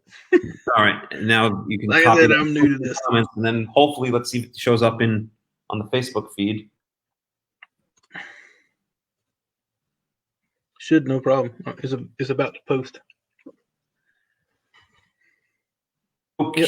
Yeah, it showed up. You posted that on Facebook, or you posted that on? I posted that here. StreamYard. I posted it here on StreamYard, and it showed up. See, I'm the host. I assume there's a setting. We don't have to look now, but I assume there's a setting where anyone can comment or something. I don't know. Whatever. Doesn't matter. So there you go. So you can follow that link, and you can see how the Karaite community is dying. And this will get back now to come full circle to what Yaakov was saying, which is that the Karaite community is the reason they're dying is this has been a trend that's been going on for hundreds of years, but they've become more and more rabbinical. They've meshed more and more with the rabbis. Yep. And honestly, when you look at them, sometimes it's hard to tell the difference between them and the rabbis. They'll hold it up an apple and say, Baruch atah Adonai Eloheinu mechalam she'kol niyeh bidvaro, and then take a bite of the apple like the rabbis do. They'll do Havdalah, they'll do Kiddush. They'll follow a lot of rabbinical rules, and so they've basically given up the good fight a long time ago. But now it's becoming serious. They really have no interest in standing out and sticking up for what they believe in putting up the good fight. That's the only way I can say it. They're just interested in going along to get along, and so they're dying, and that's the real reason. And they will not be around. If they're around, they'll be just a couple of hundred or maybe 1,000 within a generation or two. But that doesn't matter because they're not the real Karaites anyway, as Yaakov will certainly tell you. We are the real Karaites because we are not afraid to put up the good fight, and we're not afraid to tell the Rabbinites where they can stick it or to agree with them when they say the right thing, and we're not afraid to stick out and be different and fight a war when necessary against philosophies and ideas that we believe are incorrect. So they will tell you that they're the real Karaites and we're the fake ones, but we will tell you that we're the real Karaites and they're the fake ones. So it is for you to judge. Okay, that's all I have to say about that matter. Yaakov, do you want to say something? No. It's, the the point is look, the motto of the Karaites, what joins us as a movement is Habisu bi'oreth safir wa al tija'anu al da'ati, which means basically look or search in the Torah well and don't support yourself with my opinion.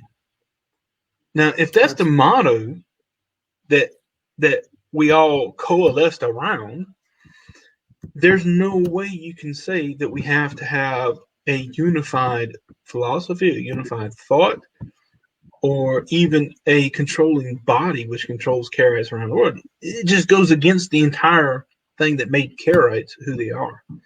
Now, of course, the Torah explains we will eventually, when we have the kahuna again, a local governing body that can make decisions when we have to have a decision made from the local magistrates. But that's not the rabbinical authority, and that's certainly not the authority of the Motzat Hakhams in Israel. You know, they can't decide for every community what they're gonna do or how they should act or anything like that. That's something new. That started in the early 2000s. Even before that, you know, they would have never thought to express that opinion. But since they've opened up their conversion mill, and the only reason they started the conversion mill, like a degree mill, is so that people could make aliyah to Israel, because the rabbis have said you have to convert the way we say you convert, you have to do things the way we say you do things, or you can't come back. You're not. So they have this legitimizing thing that's specifically for rabbinic Judaism to make aliyah. Right. And if I can add to that, I would say that, see, I think one of the things that we as Karaites have always believed in our 1,500-year history is that without prophecy, without a direct connection to God, to Yehovah, that we have to have the humility to know that we don't know. We have to have the maturity and the humility to say that we don't always have the answers. And a lot of times we don't have the answers. That's how disconnected we are from the culture, from the language, you know, from the land of ancient Israel. Okay? So I think one of this basic phrase of Karaism, this famous phrase of Karaism, search well in the scriptures and do not rely on my opinion. That was spoken by a Chacham, one of the greatest Hakhams of all times in Karaism. Do not rely on my opinion, he told his followers. Okay, that's the level of humility that Karaism, that Karaites. Oops. That's Damien. We have a baby Chacham. Oh, those are your cats. That's Damien. He's all right. Come here. Anywho, so.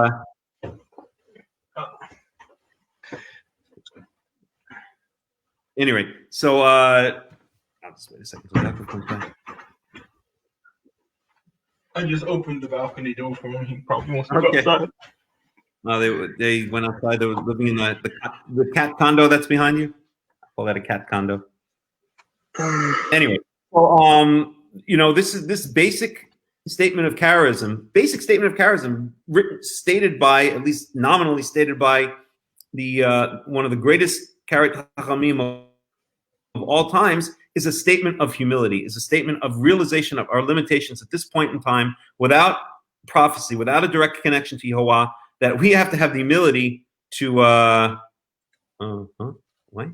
why did a big F pop? Okay, whatever.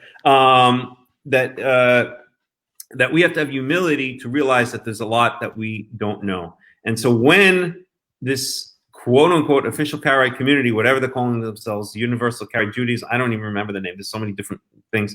That Universal Karaite Judaism is what they call themselves, right? Or is that the is that the Christian Karaites organization? I can't remember. You know, before to run around. before the 1970s, I know, because you have published works from the 1960s where they were called the Karaite Jews in Israel. Sometime after that, they became the Universal Karaite Jews. And for some reason, they think that they have the authority like the Pope does over all Christians. Yeah. And that's arrogant. That's the height of arrogance. I don't know where they. Yeah, I don't know where they get that. If I may say, Yoah has a funny sense of humor because as they've declared themselves to be the official Karaite dom for all, their community, according to Haaretz, is disappearing off the face of the earth. So they're going to be like, it's like a black hole that sinks in on itself until it goes bloop, goodbye. So they're going to be official Karaites over zero people. It's like zero people ruling zero people because that's where their community is heading because they gave up the humility a long time ago. They gave up the true fight a long time ago. So that's that. And really the way Karaism has always been, first of all, it's not that you are required to belong to a specific community or otherwise. It's a philosophy. It's like saying I'm a Stoic, or like saying I'm a conservative, or I'm a libertarian. I don't need to apply to the International Order of Libertarians in order to call myself a libertarian. This is my philosophy. This is the way I relate to the world, not me. I'm one. Okay? With Karaism, it's the same thing. If you are a scripturalist, if you believe that the rabbinical oral law is false or overinflated, let's put it that way, overhyped, then you are probably a Karaite. You don't need to get acceptance. That you don't need to join the International Order of Karaites to be so, and that's the difference. Okay, so Karaites are just people who study the scripture well and attempt to know the scripture, and that's why I believe that our organization are the real Karaites because we discriminate against nobody. We accept all opinions. We accept all peoples. We never lord over other people. We're here to help. We're here to educate. We're here to learn. I cannot tell you how many times I've changed my opinion based on what other people who ostensibly know a lot less than me about Tanakh have told me, or what Yaakov has told me. We had a discussion recently about Sukkot. I'm sorry, about the Shavuot, about the date of the bringing of the Omer offering, which I'm strongly considering that maybe I've been wrong for years about. It doesn't matter. That's the humility that one has to have when you're trying to be a true Karaite. Anyway. That's all I have to say about the issue. Yeah. But anyway, I don't like to use the terms real Karaite or true Karaite because that's the Rabbino-Christian concept. Right. We're legitimate and you're not, and that's really self-defeating, and that's why as time goes on, hopefully all these people who are rushing to kiss the signet ring of the rabbinic mafia that controls Israel, they'll realize that there's no need to do it. Right. And as long as we keep giving these people the authority over our lives by kissing that ring, they'll always have the authority. Mm-hmm. There's no king anywhere in the world who would ever be king without the consent of the people. That's right. To do it, Even tyrants are subject to their people in the end. Just look at when Muammar Gaddafi. Actually, I think he was a pretty good guy, actually, but I won't get to that now. And Ceausescu and other dictators who ended up, being dragged through the streets by their so-called subjects.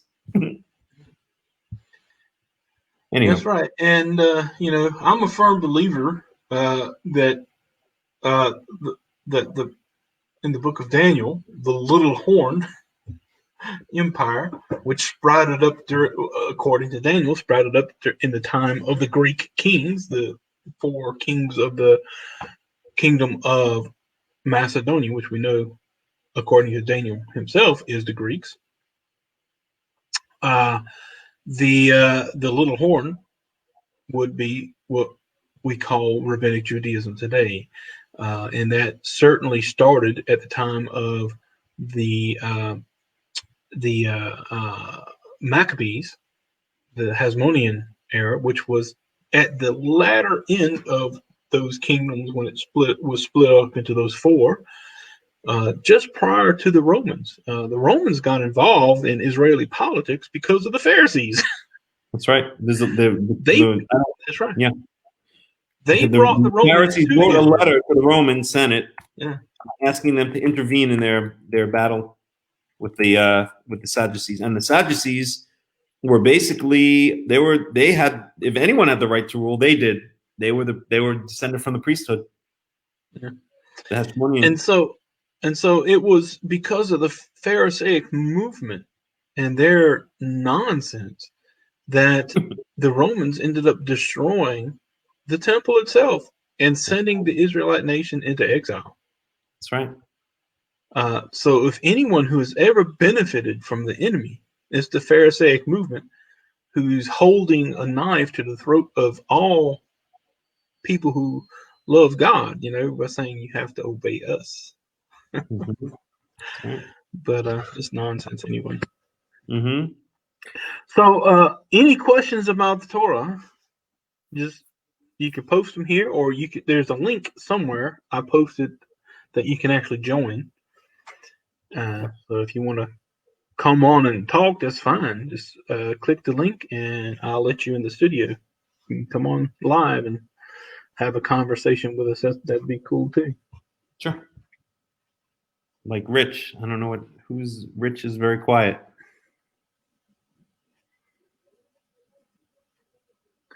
Yeah, Rich is pretty cool. I talk to him almost daily. Okay.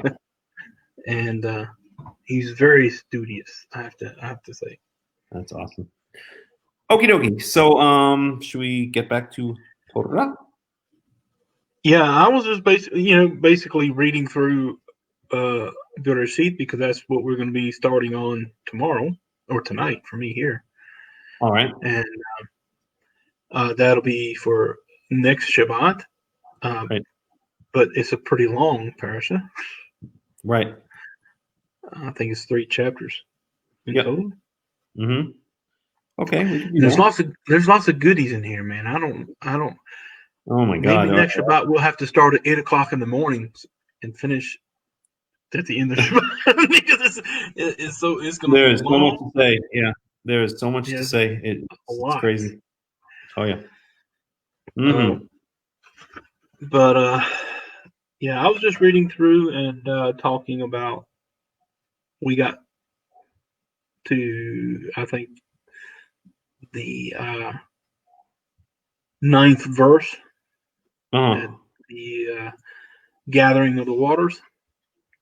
I have so much to say about this that I wouldn't even know where to begin. But I would like to add I actually started writing a commentary on the Torah, and then I got very busy with other things. But I basically got through the first couple of chapters of Genesis,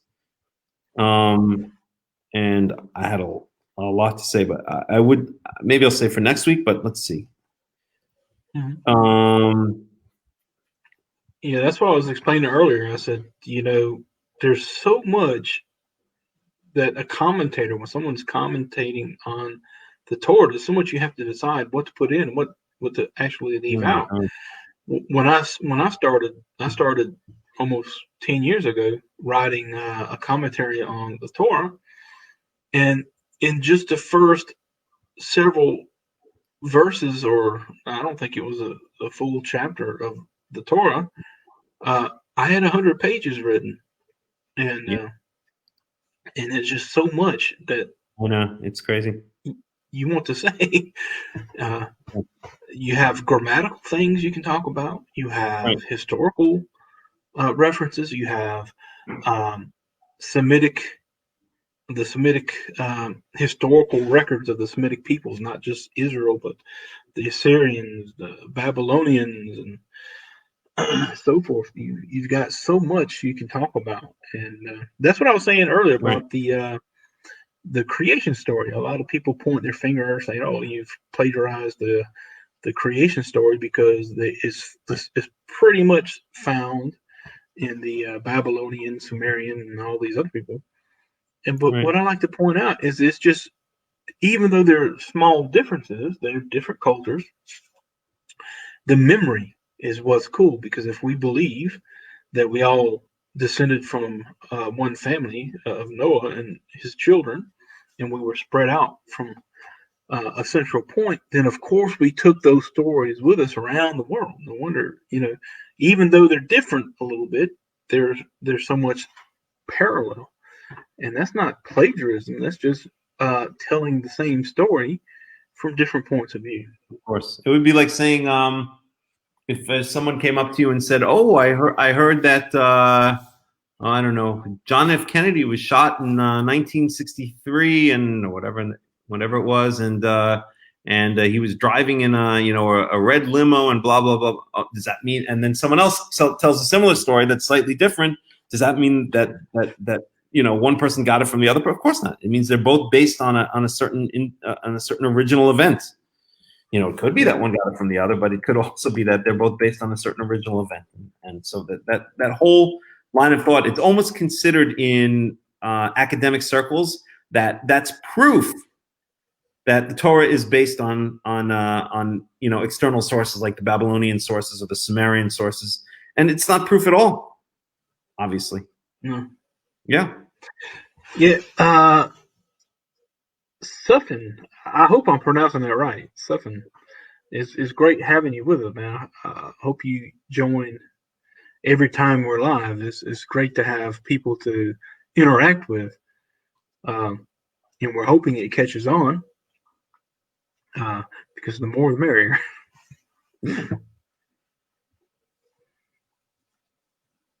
Mm-hmm. I'm sorry. But I think if anyone wants to see the live feed here, they actually have to come in the studio. Otherwise, they'll have to see it whatever is being posted on Facebook. I don't have that, so I don't see what's going on. I'm looking at it. It's being posted on Facebook. It looks great. I have it up on my phone. That's pretty cool. Mm-hmm. Mm-hmm. Yeah. I get to see all the like. This is really cool. I love this platform already. Every time someone pushes a like, I see the like up here. I see how many people are actually viewing it on Facebook. Right. I see the comments in Facebook here. And right. Yeah, that's cool. I like it. Yeah. Cool. The best things is free. Definitely. Yeah, that's good. That's what I'm hoping is live on Facebook. I hope everyone is watching. I've got several hundred friends in my friend list, and I don't know why they're not watching it. I don't know. I'm just working out some. Don't mind me here. I'm just working out some. That's no problem. Yeah. But okay. All right. So let's see. Why are you doing that? Study Bible. Now it gives me this. I don't understand. Advanced. Proceed. Whatever. There we go. Okay. So this is 1 at the beginning. Okay. Here we go. Yeah, and then it's John 1-5. I thought. Okay. All right. Don't mind me. Just technical problems. So I wanted to say a couple things. If I could say a couple things about the perspective of Genesis chapter 1, and I think that people misunderstand the context of Genesis 1 completely, and they think it's a story of the creation of the universe. And after reading it many times, I've come to the conclusion that it's not that.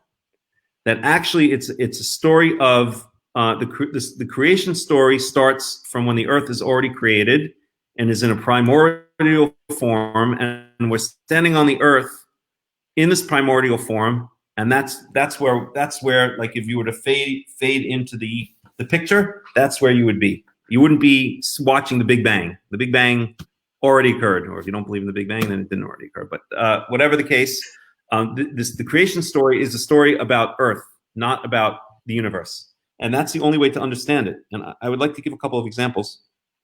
Okay, so it says even the key is already in chapter 1 verse 1, and it says Bereshit bara Elohim et hashamayim ve'et haaretz. Okay, well, how can you have a sky and a land if you don't have an earth? Or you could say, well, this is talking about the creation of the universe, including the creation of the earth, sky, and the land. But we know, we even read in either last week's parsha or the parsha before that it will be the Shemaim and the Aretz that will serve as witnesses against Israel if they sin. Okay, that it will be the earth and the sky that will serve as witnesses against them. And what does that mean? That means you're standing on the earth. The sky will close up its waters. The rain will not come down, and the earth will no longer yield its fruit. So we see that already that in other places that when this phrase is used, it's from the perspective of being on the earth. Okay, and this is the way I've come to understand it. That we're talking about I'm standing on planet Earth at a very primordial time, and that's when the creation story, chapter 1 begins. Okay, and so here we are in this primordial Earth. We don't yet see the sky or the earth, and but now God is about to quote unquote create it. Okay, meaning he's about to reveal it from the perspective of not even reveal it, create it, because if you can't see it, there is no sky, right? If you're standing on a primordial Earth, then there is really no earth. Maybe it was molten at the time. Okay, and it says in verse 2, it says Ha'aretz hayta tohu vavohu. Tohu vavohu, as many commentators have pointed out, this is not my personal invention, but I strongly adhere to it. Tohu vavohu is exactly the same concept, not exactly, but it's basically the same concept as the Greek word chaos. Okay, chaos is the opposite of order. Okay, my background is mathematics and science, so if you have a similar background, you'll know that the difference between entropy and enthalpy, and even though I have background in mathematics and science, I always get the two mixed up. So excuse me if I get mixed up. But entropy is the tendency towards disorder, towards chaos, and enthalpy is the tendency towards order. Okay, and so it always requires the second law of thermodynamics states that energy is required to create order out of chaos, and that's what we're talking about here. So there was everything was just a giant mass. Okay, there was no order, and now we're going to see the order brought. We're going to see order being wrought, right? As an iron worker, as a chotzer, or as a chotzer, not a chotzer, a yotzer creates, uses his hands to create something. So now we're going to see God create order out of chaos, and that's why it says here that the world was, the earth was tohu vavohu. Literally, it's usually translated, without, how do they usually translate it? Without void and without form or something like that. But it basically means it was in an unordered state, and now God is going to pull order out of chaos. Okay, the choshech al pnei tehom, and darkness was on the face of the deep. So we see from this that if you look up, and choshech would be up, and the tehom would be down. Okay, so that goes back to the Shemaim and the Aretz. We now know what the Shemaim looked like and what the Aretz looked like. So the Shemaim was choshech. You couldn't see it. There was no sky if you were standing on this primordial earth. And al pnei tehom, there was no earth to stand on. Okay, tehom means an abyss. It's usually translated as abyss, or like a deep sea or something like that. So either the earth was molten or it was completely covered with water. I think the context really is it was completely covered with water, because later on it's speaking about separating the waters out to both to create the water above and the water below, and also to create the seas and the land. So let's assume water, but it might have been just speaking about a molten earth. I don't know at what time exactly it's coming in, but we see that we look up, we see darkness. Choshech al pnei tehom. That's right there. That's the key. It's relating to the Shemaim and the Aretz. Choshech is Shemaim, and tehom is the Aretz. So we basically have dark sky and liquid earth. Okay, or an earth covered with liquid. If you look in the scientific understanding of how Earth was created, then originally the Earth was completely covered with water. Now I have to go back. I didn't look at it right before the study, but if I remember correctly, the Earth was completely covered with liquid, and then ammonia if I remember, was raining from the sky, and eventually this caused a reaction, which caused the I don't know. I don't want to sound stupid, so I'd have to go look it up again. But basically, the Earth's surface was liquid, okay, before it became solid, okay. V'ruach Elohim mirachefet al pnei hamayim, okay, and the Spirit of God was wafting over the face of the water. Okay, so here we have the water, right? So that says the home. That there you go. Okay, the entire Earth was covered with water. So now we even have pinpointed it more what we're talking about. Dark sky, Earth covered with water, or at least with liquid, because maybe the word Maya means liquid rather than water. Okay, and Ruach Elohim, that could be understood as the Spirit of God. It could also be understood as the wind of God, a wind from God. Ruach Elohim. After thinking about this a long time, I personally came to the conclusion that does mean the Spirit of God, but one could understand it as a physical phenomenon of winds blowing across the surface, this liquid surface of the earth from God. Okay, although in that case we'd say Ruach Me Elohim more likely. So, at any rate, Yaakov, do you want to say something here? Because I'd like to go on and say a couple other things, but oops. My wife was calling. No, I explain, and I like to explain just to, me, I always go from a grammatical kind of point of view. Yeah.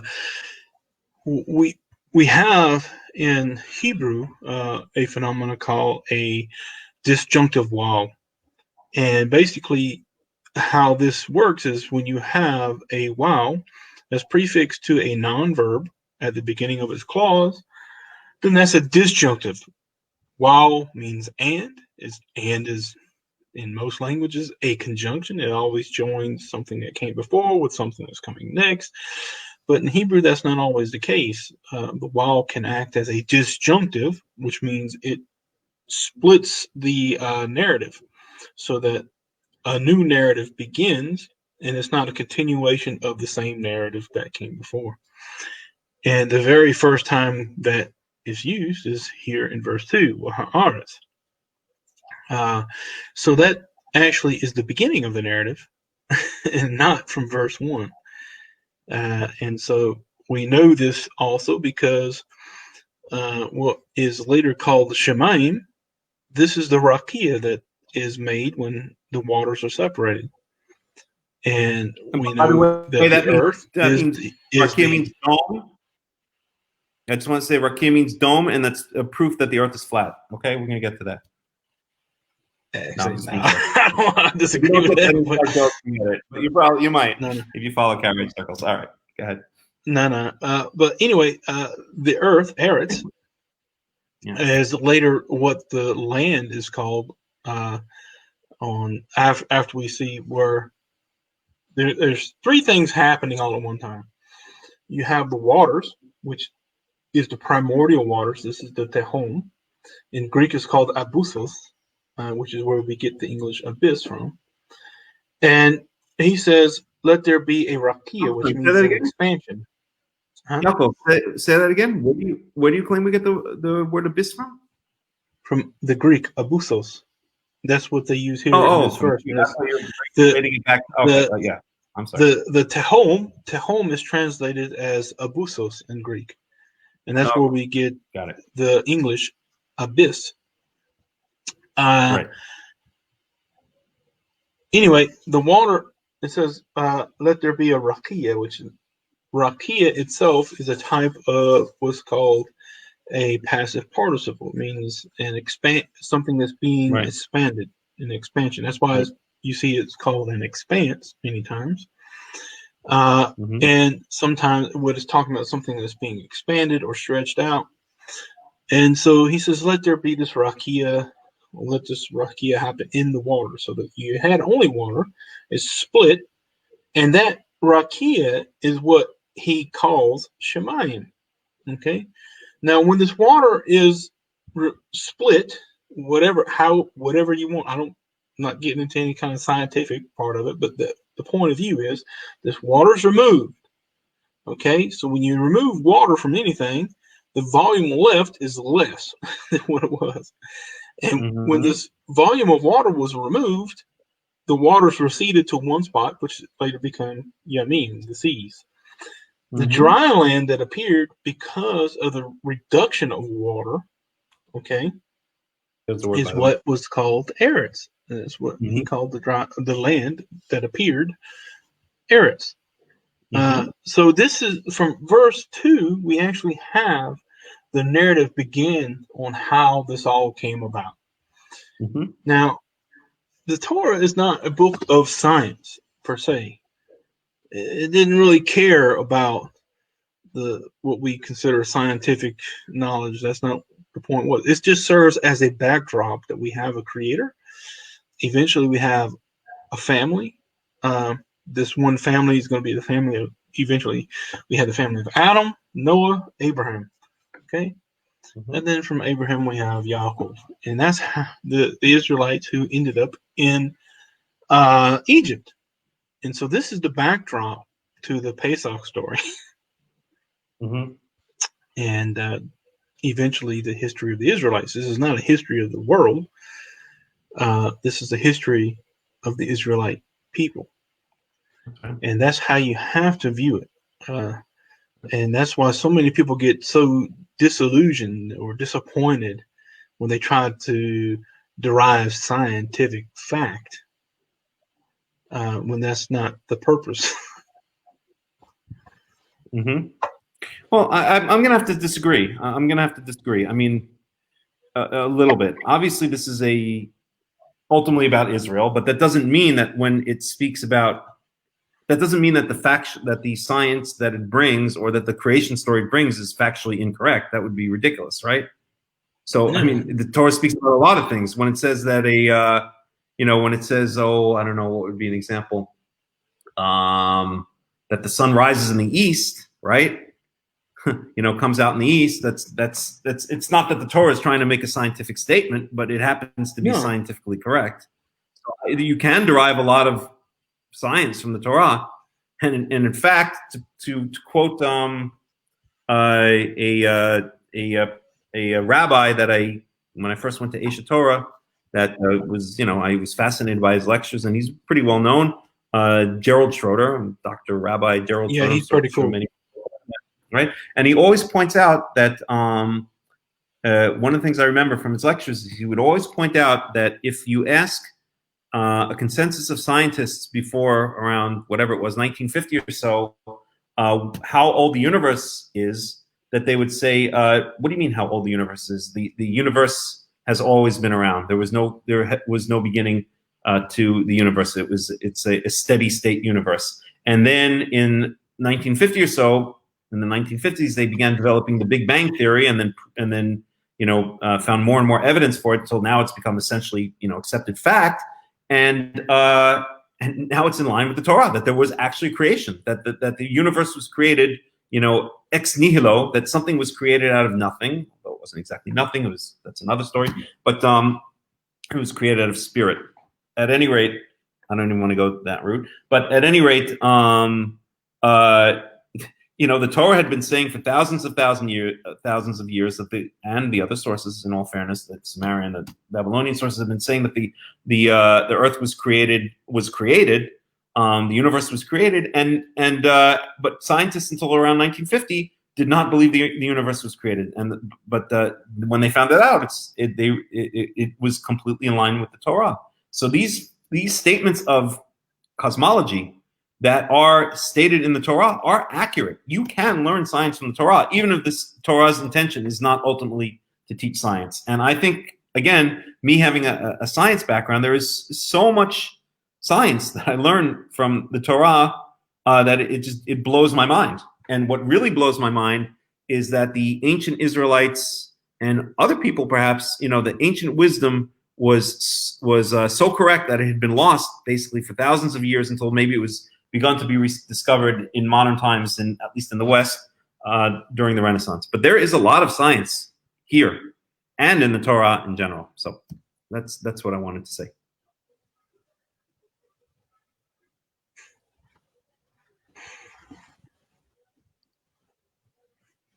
Super.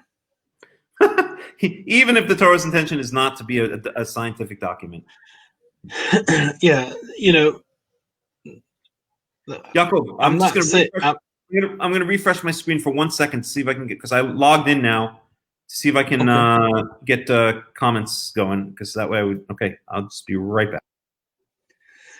Yeah, so I'm not saying that you can't compare what we have in modern science with what's found in the Torah and derive something from it. I'm just saying that's not the primary function of it. Right.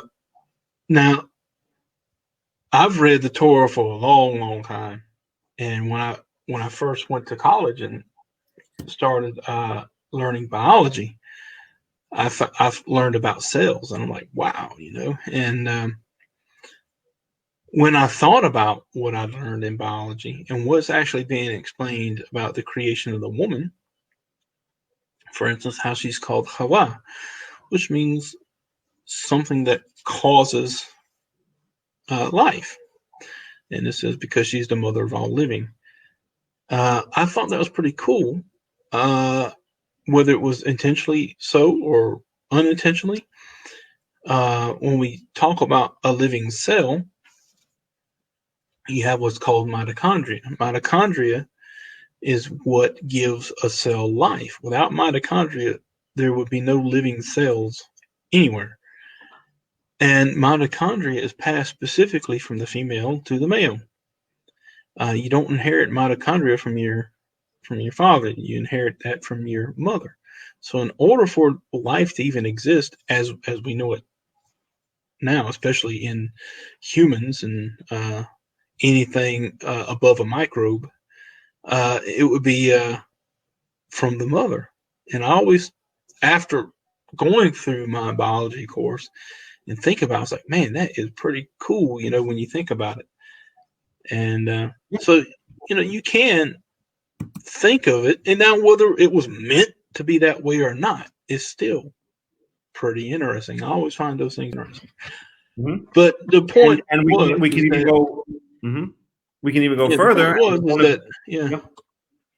One of Yaakov's expertise is a genealogical study, and he'll be the first to tell you on the Y chromosome, the only, as far as I understand, reliable marker of one's lineage is passed through the male on the Y chromosome. There is no other reliable marker of lineage. Not the mitochondrial DNA and not the autosomal DNA. Only the paternal DNA that's passed through on the Y chromosome.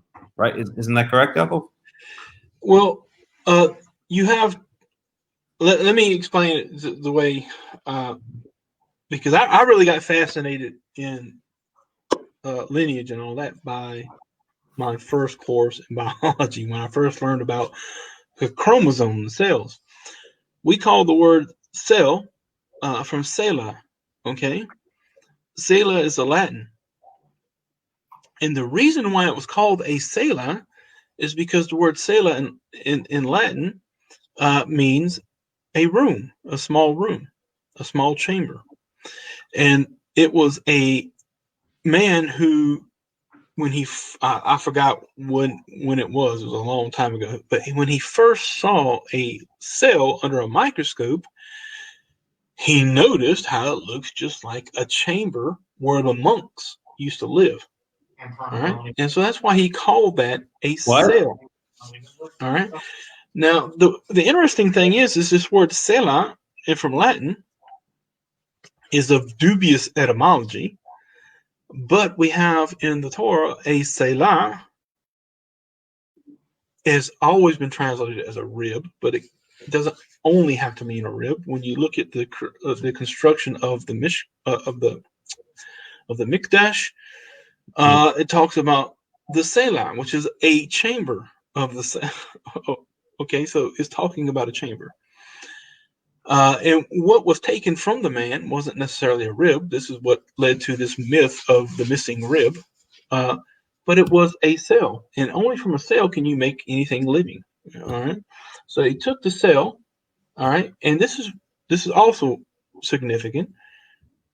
You can make a human female from a male. but you cannot make a human male from a female. It's impossible. And the reason why is in the cell itself, you have the chromosomes. All right. In order to be a male, you have to have the Y chromosome.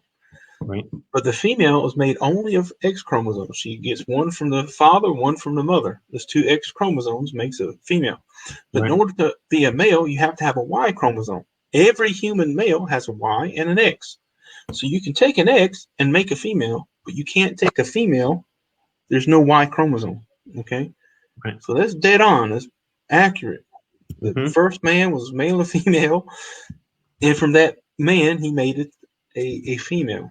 And she became the source of life because it's through the mitochondrial part of that DNA of the cell that any cell would even be alive.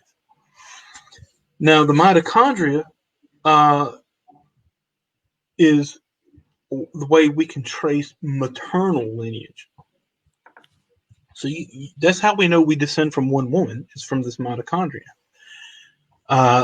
From the paternal side, we have the Y chromosome. Wait a second. Has it been proven that we descend all from one woman? Is that proven? One woman. Every woman who's alive, every man who is alive today descends from one woman. She's called mitochondrial Eve. Yeah. And that doesn't necessarily mean that she was the only woman to have ever lived before that. Right. But everyone alive today descended from that one woman. And now, have they given time for when this mitochondrial Eve lived?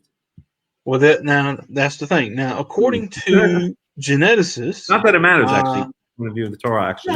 According to geneticists, because of the nature of mitochondrial DNA, you have what's called a mitochondrial clock, and they say it's impossible for humanity as we have it today to have existed prior to 7,000 years ago. Now, you can take that how you want. Now, when we talk about mutation rates, and we're finding this out today. I'm sorry, say that again, Yaakov. What did you say about 7,000 years ago?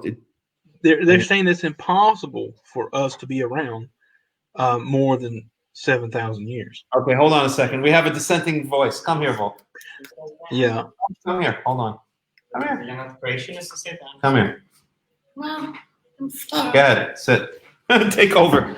What you don't want? No, you have expertise in this area. I don't have. I'm not going. What I was taught in school and what I had read that it's not really, there wasn't really an act, but I can't. I'm scared of saying something that's against it. Don't say what you have to say. Go. Say whatever you want, man. I can't stone you from here. Just give me the word, I'll stone I you. don't remember what Man, don't be afraid. Mitochondrial DNA was discovered recently. That I didn't learn this in school. I learned this somewhere else. I don't remember. Maybe you sent it to me. Maybe someone else sent it, and then I started looking into it, but I didn't look into it enough. Mitochondrial DNA. It's not as common, but every once in a while there is a rare chance. It's rare, but it is a chance for a woman to inherit it from her father. From the father, yeah. Yeah, which proves that there is literally no way to prove whether or not this mitochondrial Eve really was this mitochondrial Eve, like exactly what they said about what is said about it. So the only lineage that can be traced that does not have influence from the other line is the male. Be the Y chromosome. Yeah. So this, and of course this is going to be used as evidence to show that paternal ancestors in cultures that paternal ancestors. I was waiting for people to say that the paternal lineage is the one that is in the culture that is more stressed, but different. But yeah, that's the way it is genetically, though. But different societies have different ways of looking at we had a trace lineage. The ones of the usually when a society becomes more civilized and starts to become more hierarchical because of the distribution of resources, the patriarchal lineage usually becomes more dominant. But when things start to get isolated, or when they were before, which is before civilization, or when we see certain societies, when we observe certain societies that have not civilized yet. I mean, I'm not saying that they're uncivilized. I'm just that they're just like you and me. It's just they haven't. The idea to arrange themselves the way that certain civilizations have arranged themselves, it wasn't practical at that moment because of the way that they were living their lives as either hunter-gatherers, nomads, or something. But usually, the matrilineal line is kept in many of those societies because it's the men that keep going from place to place, and the women that are the ones that stay behind. So where we get our patrilineal, which is the majority now, because most civilizations, that's just the way it works out with the distribution of resources. That becomes a hierarchy, and then usually the strongest ones come on top in the gender paradigm, and then the male is more strong than the woman, and so. So the patrilineal line, that's the one.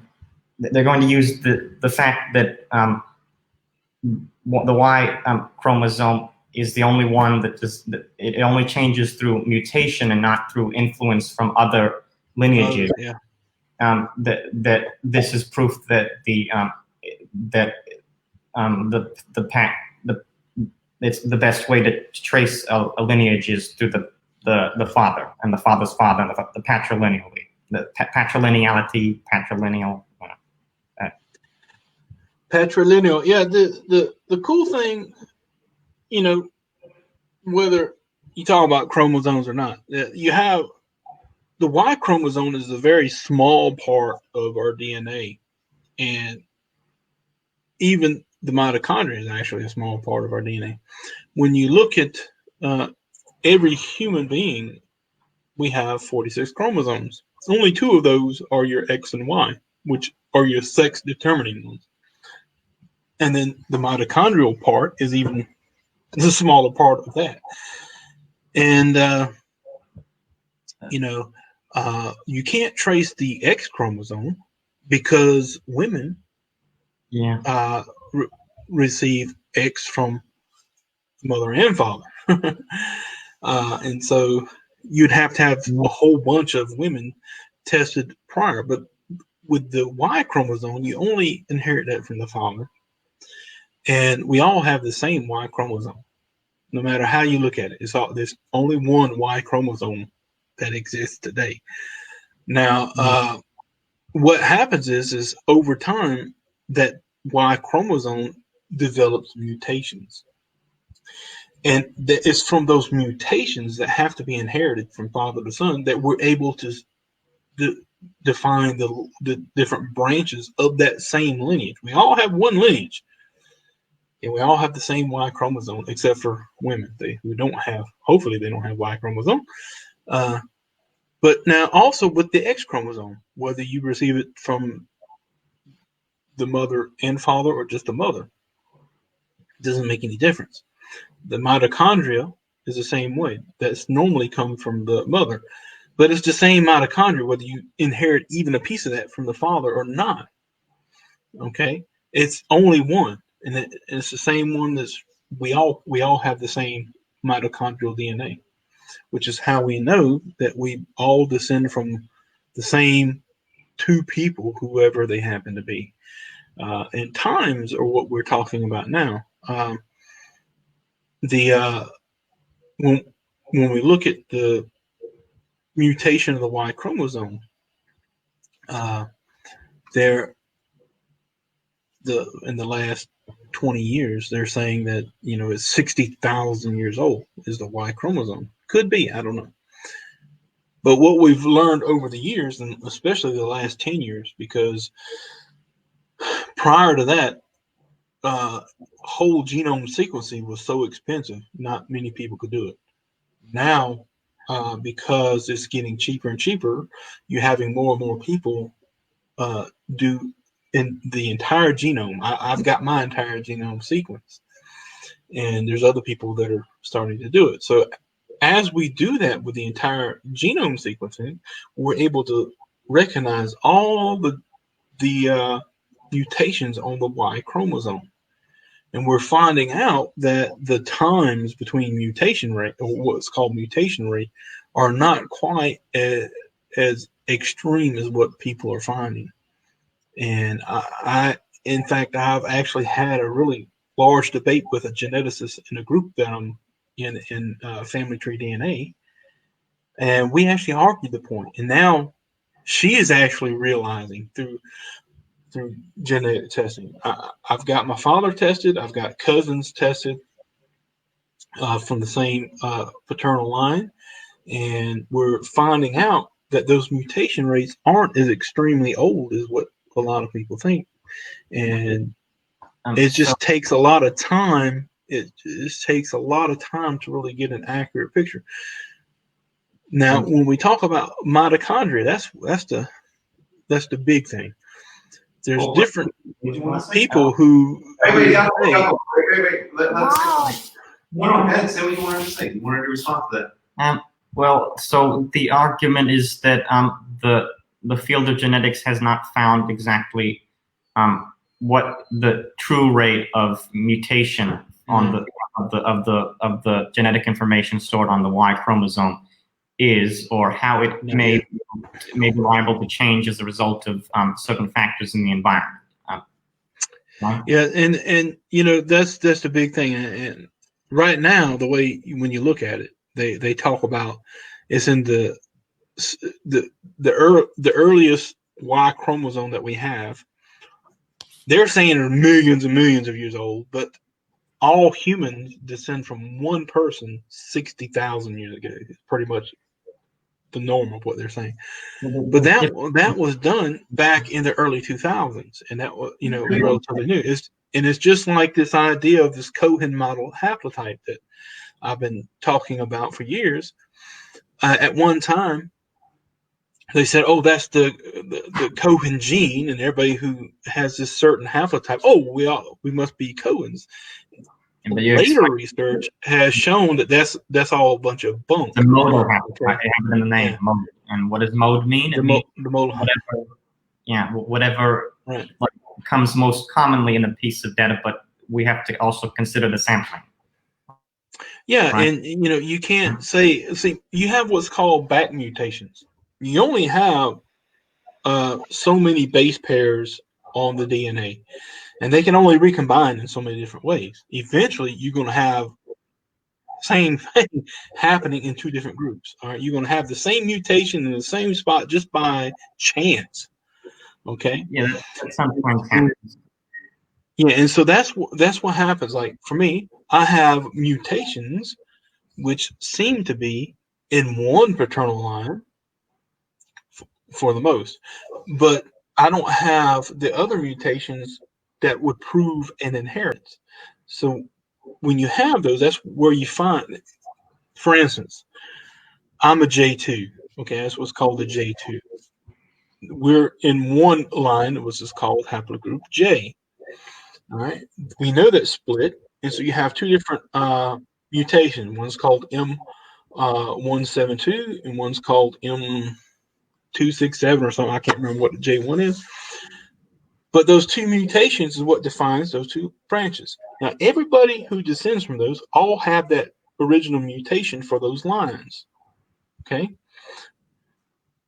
Now, along J1, you have certain mutations, and along J2, you have certain mutations. If, for instance, I have a mutation that's found in J1 as well, how do I prove that that's just a fluke? That's a back mutation.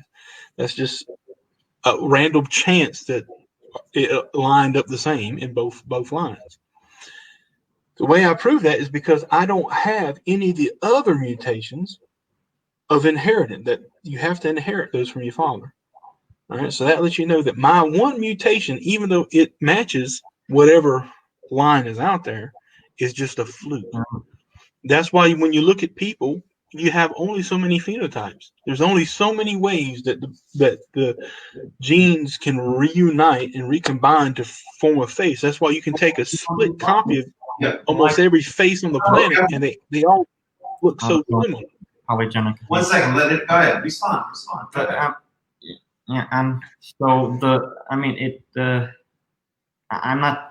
we have to learn how, we have to find out how common this occurrence is of having the same, of the coincidentally the same mutation independently developing in a different environment. That happens a lot.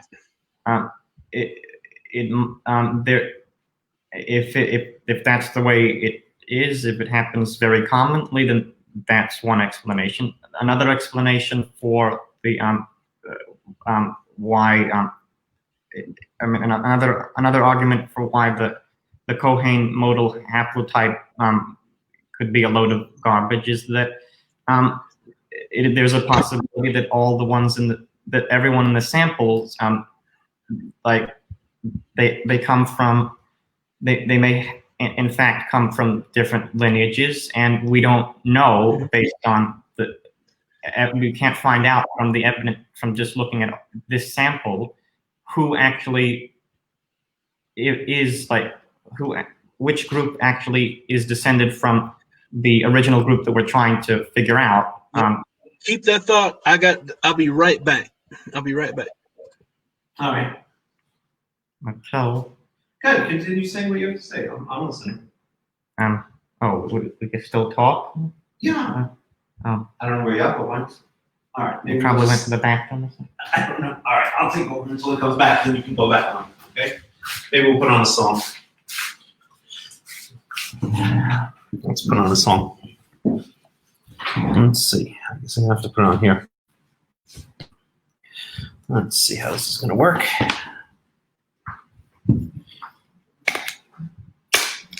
Okay. I don't know how to. Okay.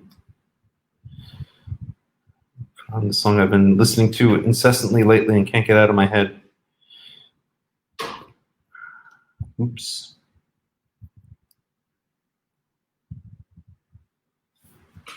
One second. Here we go. Shalom le'oinav Hashem lo yishma'ir Shabshakat to'imai Hashem lo yinema'is Shalom le'oinav Hashem lo yishma'ir Shabshakat to'imai Hashem lo yinema'is Now, the Torah is not a book of science per se. Huh? It didn't really care about. Oops.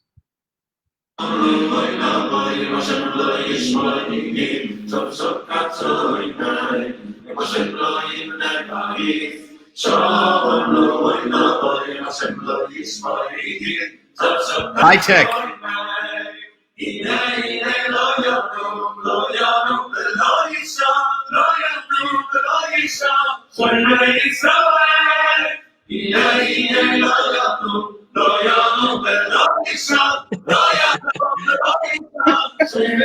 I'm very high tech.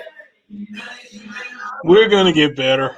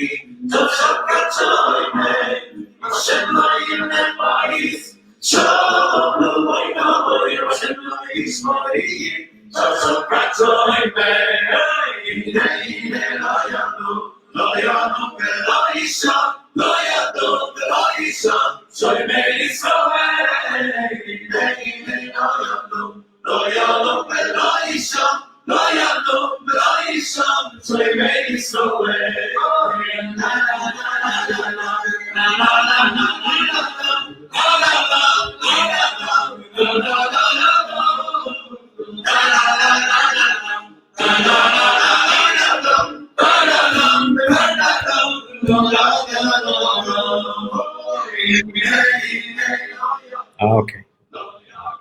Oh. Yeah, I'm back. I've been drinking coffee all morning. Okay. Yeah. So but anyway, the point is that when I first went through my biology course, I was able to think about those things and what the Torah actually said, and it made more sense to me after learning that than it did before. Right. And so while I don't say that the Torah is specifically a book of science, that doesn't mean you can't understand it better by not learning science. Right. Yeah, it's live. I'm just trying to figure out how this is working. Well, there's still evidence. It's like a little bit of a delay. Okay. Within the Torah in some parts. Go ahead. You want to continue? You can continue. Go ahead. Sit. There's many different. It seems to be a natural human tendency to, in certain situations, go toward a scientific way of thinking. This is an ancient way of doing things. This is probably part of human nature. We see it in different civilizations that sprung up independently all over the world, and also in places where there wasn't the same type of civilization that I'm referring to. But in the Torah, there does appear to be some evidence that people are people. They think that they think about science. They think about things scientifically in some context, or getting there, and think about things in different ways in other contexts. But for example, I don't remember which part of the Torah because I still haven't memorized, but the part where it has to do with the way that they're attempting to try to figure out a system to deal with certain afflictions that were happening to certain people, and so they developing a system even back then to try to help or to try to diagnose certain illnesses and help. Which part was it? You know what I'm talking about?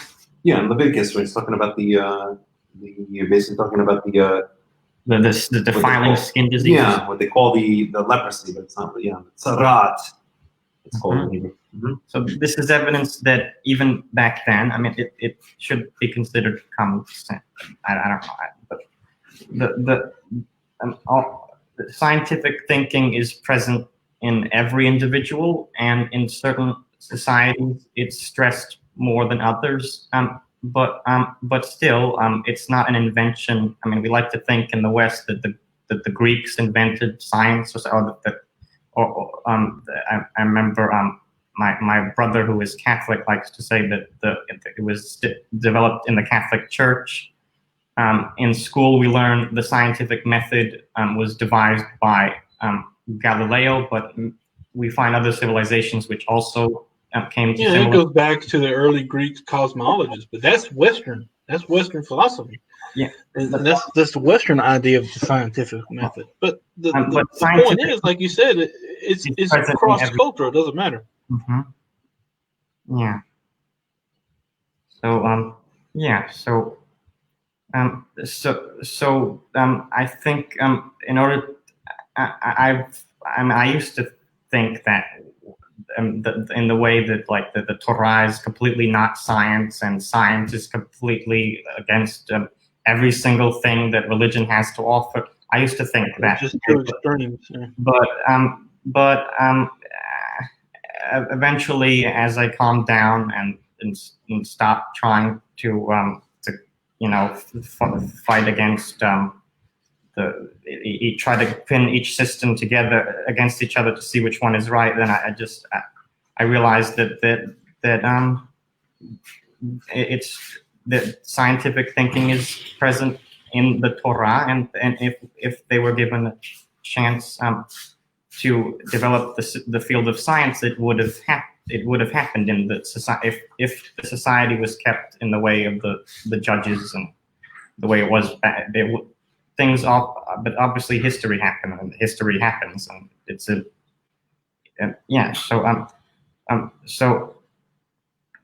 the Torah doesn't seem to me to be completely against the idea of science. It's just one method to try to figure out the truth and other. Yeah, you always have the what we call today modern science and religion being at odds with each other. That's because you have two different points of view. One says, well, there can't be a God because why would God want to murder all these people? Okay. Yeah, and so there's so many different reasons to disclaim God, and because of that, you have people who have the idea, well, I have to be against religion, and then you have the opposite extreme by religious people saying, oh, well, God created everything; it has to be exactly the way the Bible says, or whatever. And I find those to be two extremist positions, and I like to try to go somewhere in the middle, like, science messes up and people mess up in recording events. And so that's why I prefaced this by saying the Torah itself was not concerned in teaching science. It was basically a backdrop, and that's what you have to look at. If you keep trying to pick it apart and say, well, it's the infallible word of God, like some Christian groups do, then you have problems when you run into stuff like the Arnabat. Arnabat says it brings up a cud, which is what we call a cud. And I've written about this before, that maybe perhaps that when it talks about ma'ale ghaira, doesn't actually mean what we think it means, because not really chewing the cud. You have one or two views. Either we don't know what Arnabat means, which most people say is a rabbit. Yes. Even in Arabic and most other Semitic languages, it means a rabbit or a hare. Neither one of those have the possibility to regurgitate. They don't have that same thing as the ungulates have. And the shafan. The shafan is one of those too, and so that's always been a thing. Like I said, they do of chewing. Just because they chew a lot doesn't mean they bring up the cut, and that's the point I'm getting at. We're looking at it from two different points of view. Who gives a crap? Whatever it is, he doesn't have cloven hooves anyway, so you can't eat it no matter what. Even if he did have chew a cud, you don't have a cloven foot. Yeah. And the point is it wasn't supposed to be scientific. You got people looking at this animal. He's moving his mouth just like the rest of them. When he eats. Yeah. Okay. And that's not the point. The point is, these details are trivial at the end of the day. Yeah. At the end of it doesn't mean anything. And so that's why I said there's two different opposing extremes. And I say, they shouldn't have to mutually hate each other or always disagree. Yeah. But anyway, this is now almost 3 hours. So I'm gonna be getting off of here pretty soon. Well, do you want to end it, or do you want to keep on going a bit more? Because I'm fine going a bit more, but it's up to you, Yaakov. Well, I think I'm going to go ahead and end it because it's now almost 6 o'clock here, and I've been at it for almost 3 hours. And okay. Well, I'll tell you what. Would you mind just letting it run? Would you mind just letting it run in the background for a little while longer? Because there are a couple more things that I kind of wanted to say, but I guess we can leave it for. or maybe like, okay, and well, how would I get your attention to turn it off and just text you on WhatsApp? Yeah, I guess so. Text me on WhatsApp. We want to go for another 5 or 10 minutes and then we'll end it. Oh, that's fine. We can do that too. All right, Yeah. let's do that. Let's do that. I just know I'm getting a little hungry too, and Gotcha. So let's go. How about, what time is it right now? For you, it's almost 6 o'clock. How about we go until 6:10 and then end it? that's fine. Because there were just a couple more points that I wanted to make, getting back to Genesis 1. Go right ahead. All right. So I did want to say, so unraveling all the way back to what we were talking about before.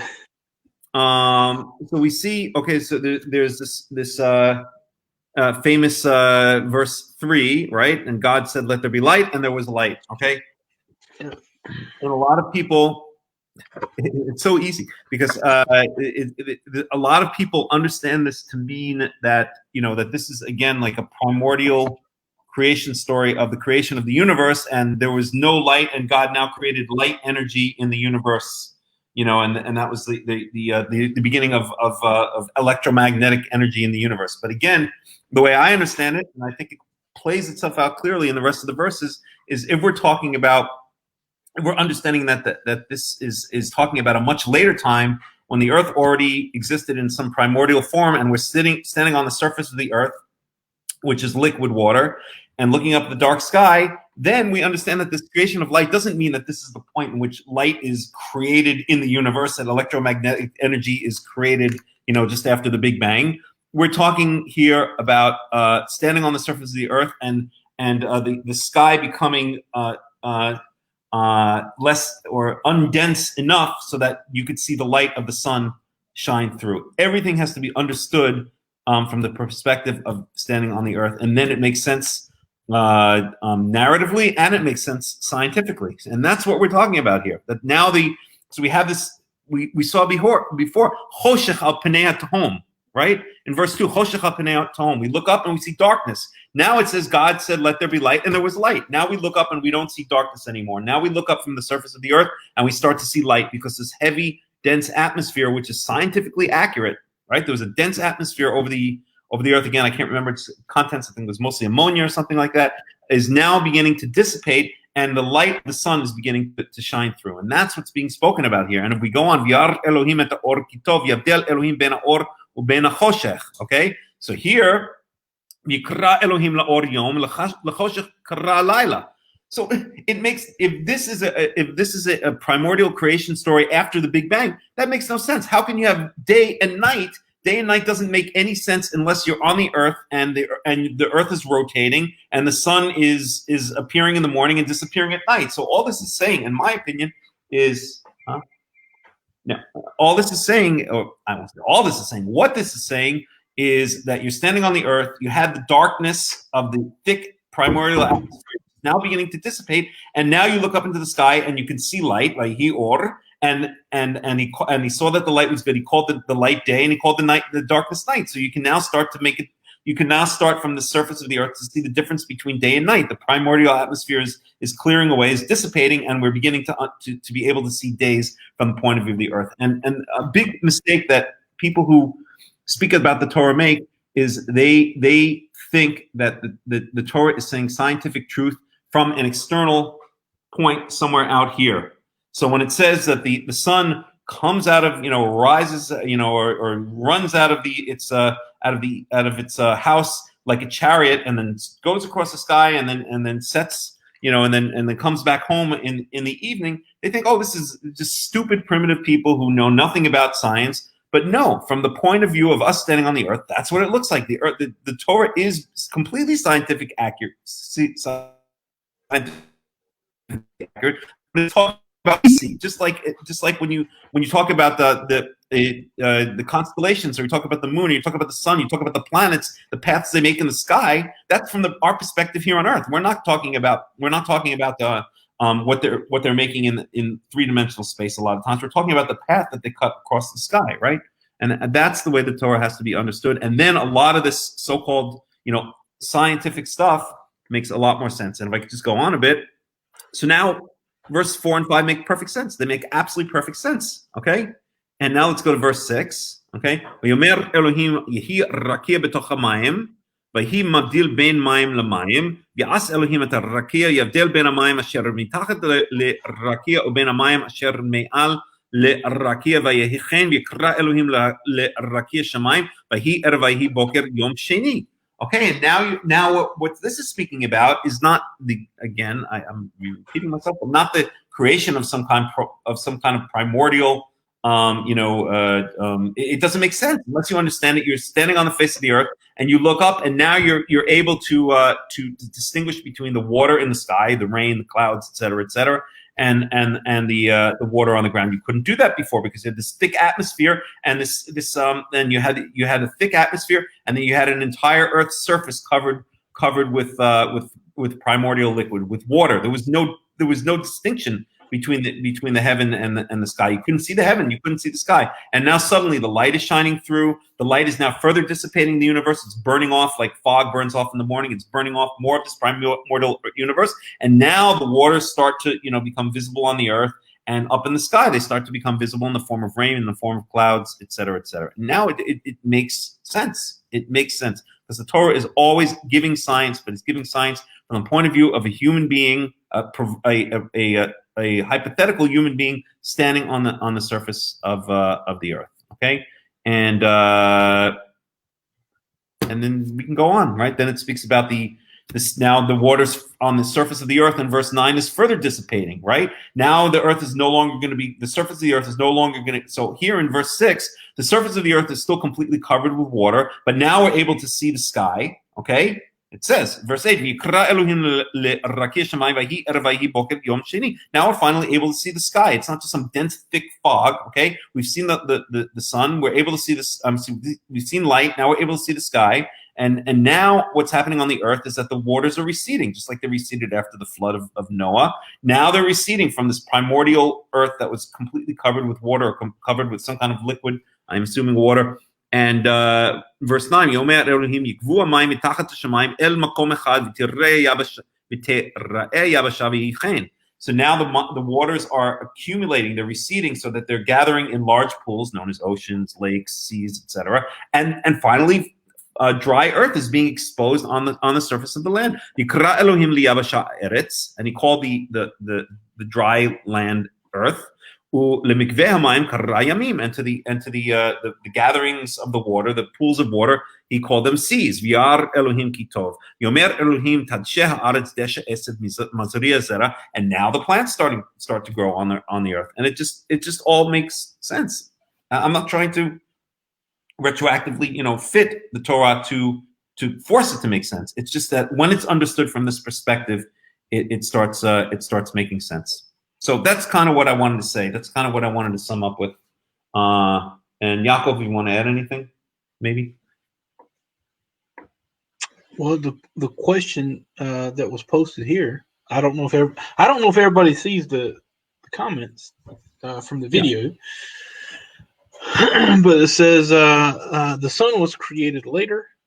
And it says we have day and night before the sun. No. The sun was not created. The sun was there already in verse 2. It's just that it was not visible from the earth. That's the point. Now the atmosphere is dissipating. First the light is visible. Then the seas recede to make dry land and to make sea. Now the atmosphere is getting thinner. Now you can actually look up into the sky and not just see light during the day and see darkness at night. Now you can actually see the sun and you can see the moon, right? If it's a fully cloudy day, as it always was in the early history of the earth, it was always cloudy. The earth's atmosphere was thick and dissipated over time, okay? But if on a cloudy day, can you see the sun? Can you see the moon? No, you can't see anything. You can't see the sun, you can't see the moon, you can't see the stars. It's not talking about the creation of the sun. It's not talking about the creation of the moon. It's talking about the ability of this proverbial human being standing on the surface of the earth, and it's talking about what that hypothetical human being is seeing from his point of view. And as the atmosphere continues to dissipate, then he's able to see the sun and he's able to see the moon, and that's reflected in the language there. Okay, it doesn't say he created them. Okay, hold on a second. No, it says he made them on the fourth day. Yes, and right, and that's right. He did them. He made them. In other words, he made them visible. But he didn't just make them, he made them to be the ruler of the day and the ruler of the night. They're now visible from the earth. We're now talking about an earth that's becoming more and more what we're used to seeing from standing on the ground. That's what it's talking about. Did he also create? It's completely inaccurate if you don't see it that way, because then he also created the stars after the sun and the moon. Well, the sun and the moon is one of the stars. The sun is one of the moon. The sun is one of the stars. So let's look at verse 16. V'yas Elohim et shnei ha'me'orot ha'gedolim et ha'ma'or ha'gedol le'memshelet hayom ve'et ha'ma'or ha'katan le'memshelet ha'layla ve'et ha'kochavim. This is now talking about the atmosphere dissipating to the point that we can now look up into the sky on a non-cloudy day or on a partially cloudy day and see the sun during the day, see the moon at night, see the stars at night. Okay? And that's the key. They're not just there for no reason. They're there to shine light upon the land. They were there, but they couldn't shine light upon the land before because of the denseness of the primordial atmosphere.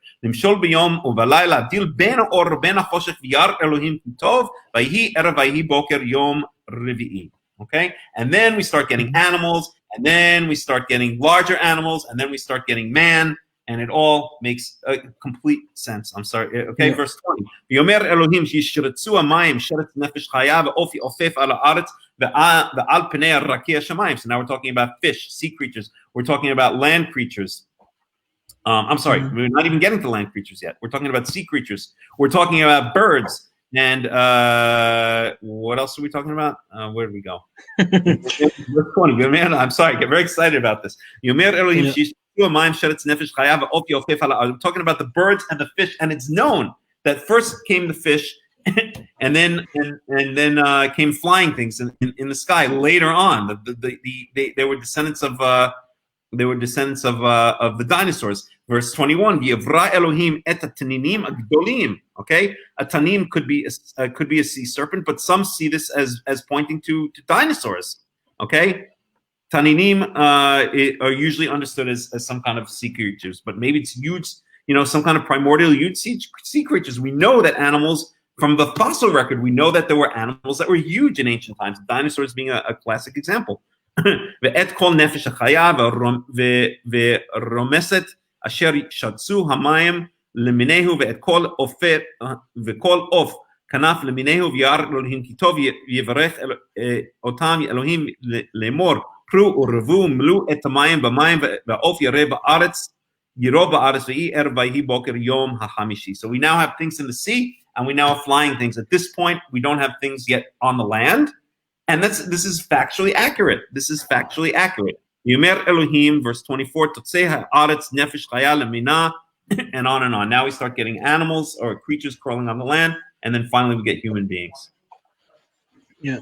So one thing I like to point out when we read the Torah, it's important to understand there's a correlation between the ideas of creation and making and forming, and when we say bara is equated to yitzar, and yitzar and bara are both equated with asa, and we see this, and just etymologically, it doesn't necessarily mean that they were created out of nothing. That was one of the early arguments between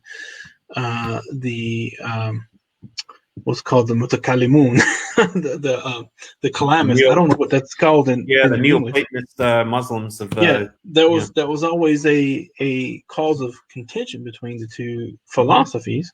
It was everything created ex nihilo. I say it can't be that this is talking about creation ex nihilo, because everything is from the beginning. The earth and all that was already there.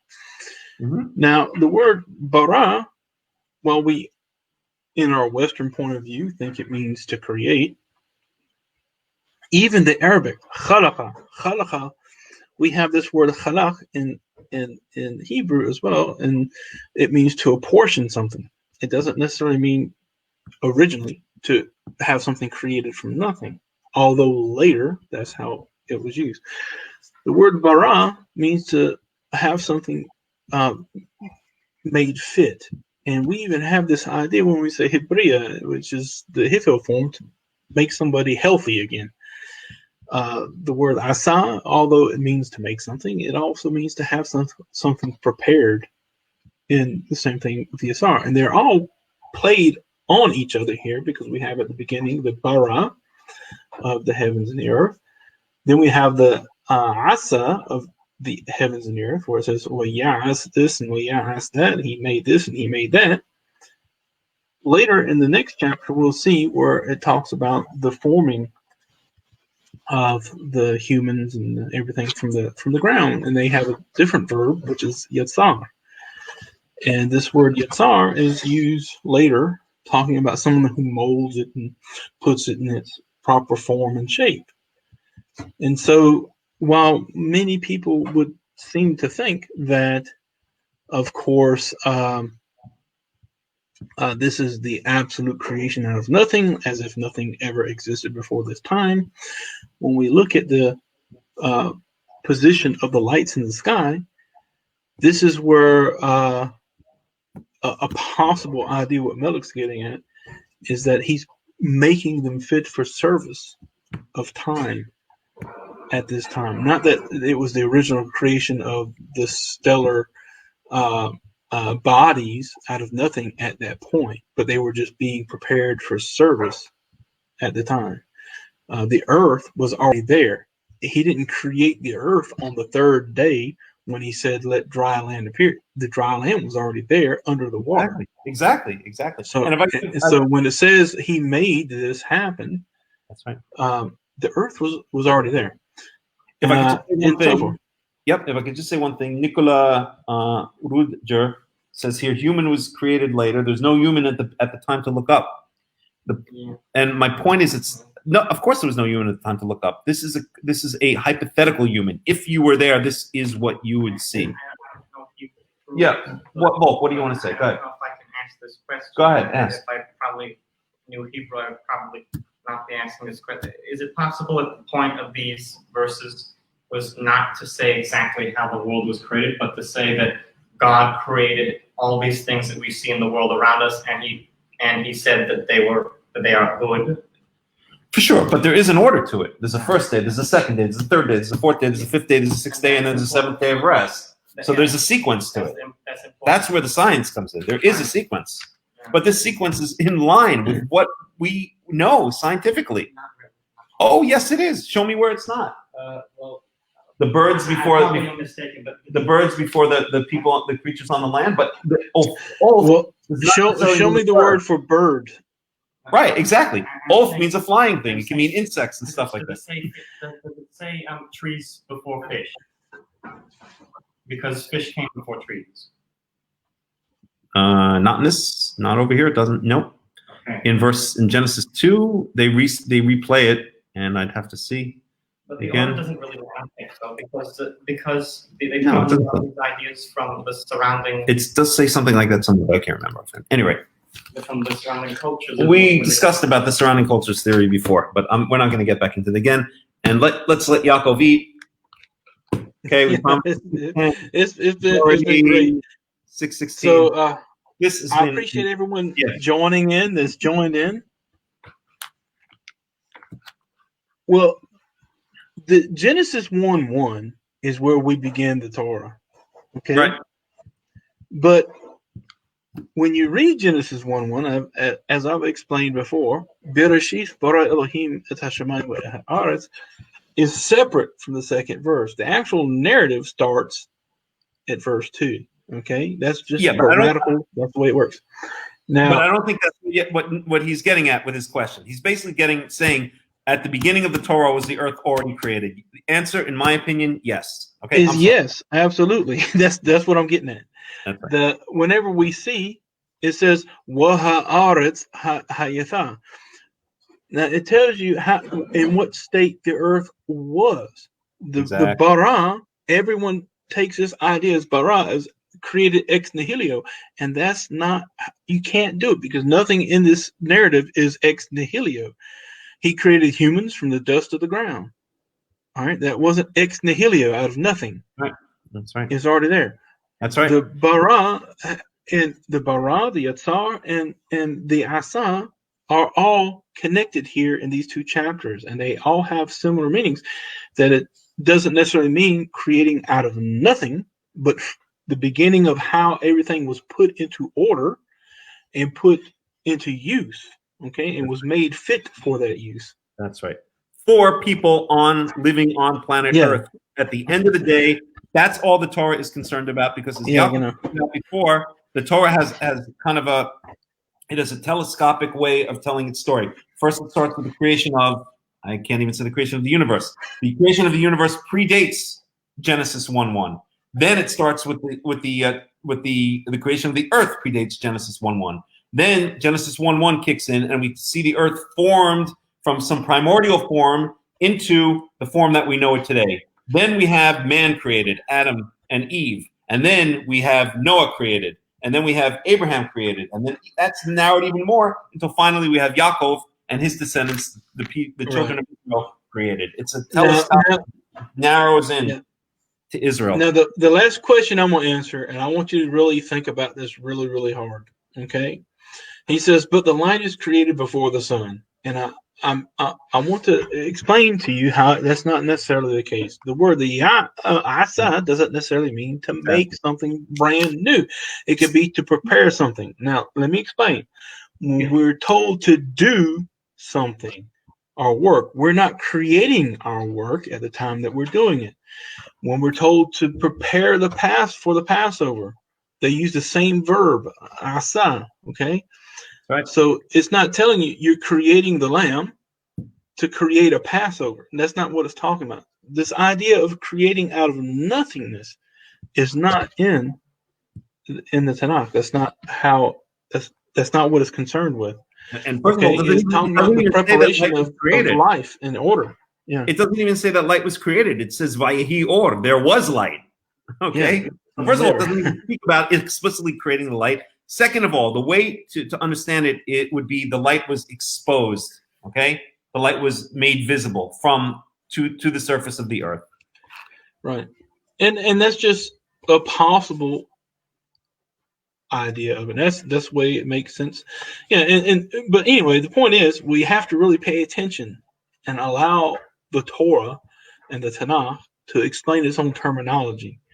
When we force our own ideas, then we're actually doing a disservice. Now, there's nothing wrong with understanding something from a new point of view that's newly discovered, and it lines up. But to try to force our ideas on a meaning in the Torah, that's what's called eisegesis. That means we're putting something there that's actually not really there. But anyway, and not only that, I appreciate everyone.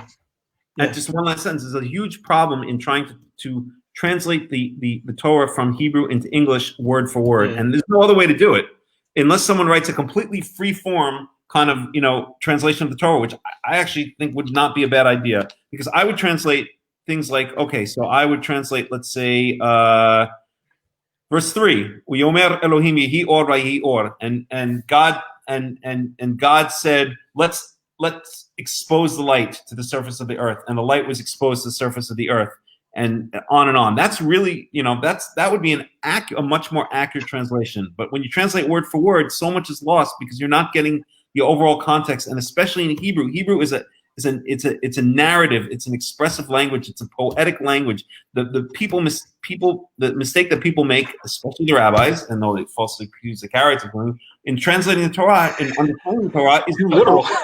It's the biggest problem in misinterpretation of the Torah. If you read the King James version, okay, you're reading just a complete over literalization of the original text of the Torah. All right, that's all I have. Mm-hmm. Yeah. So I appreciate everyone joining in. I hope you tell your friends and family, and you all join us here again next Shabbat. And I'm going to do my after we eat, and Shabbat is now almost over here. We're going to eat, and I'll start working on getting all this on YouTube.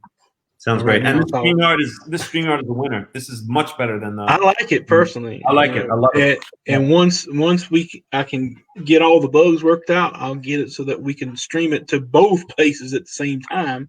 That would then be I great. don't have to do anything. Yeah, I don't have to do anything but be here. Sounds good. All right, Yaakov. Shabbat shalom and Shavua tov. And Shabbat shalom, Shavua tov, and Hag Sameach. Today is the Shemini Yetzirah. Also, we didn't even talk about that, but yeah, we didn't even get to that one. But anyway, all right. So next time, shalom. Yep, shalom.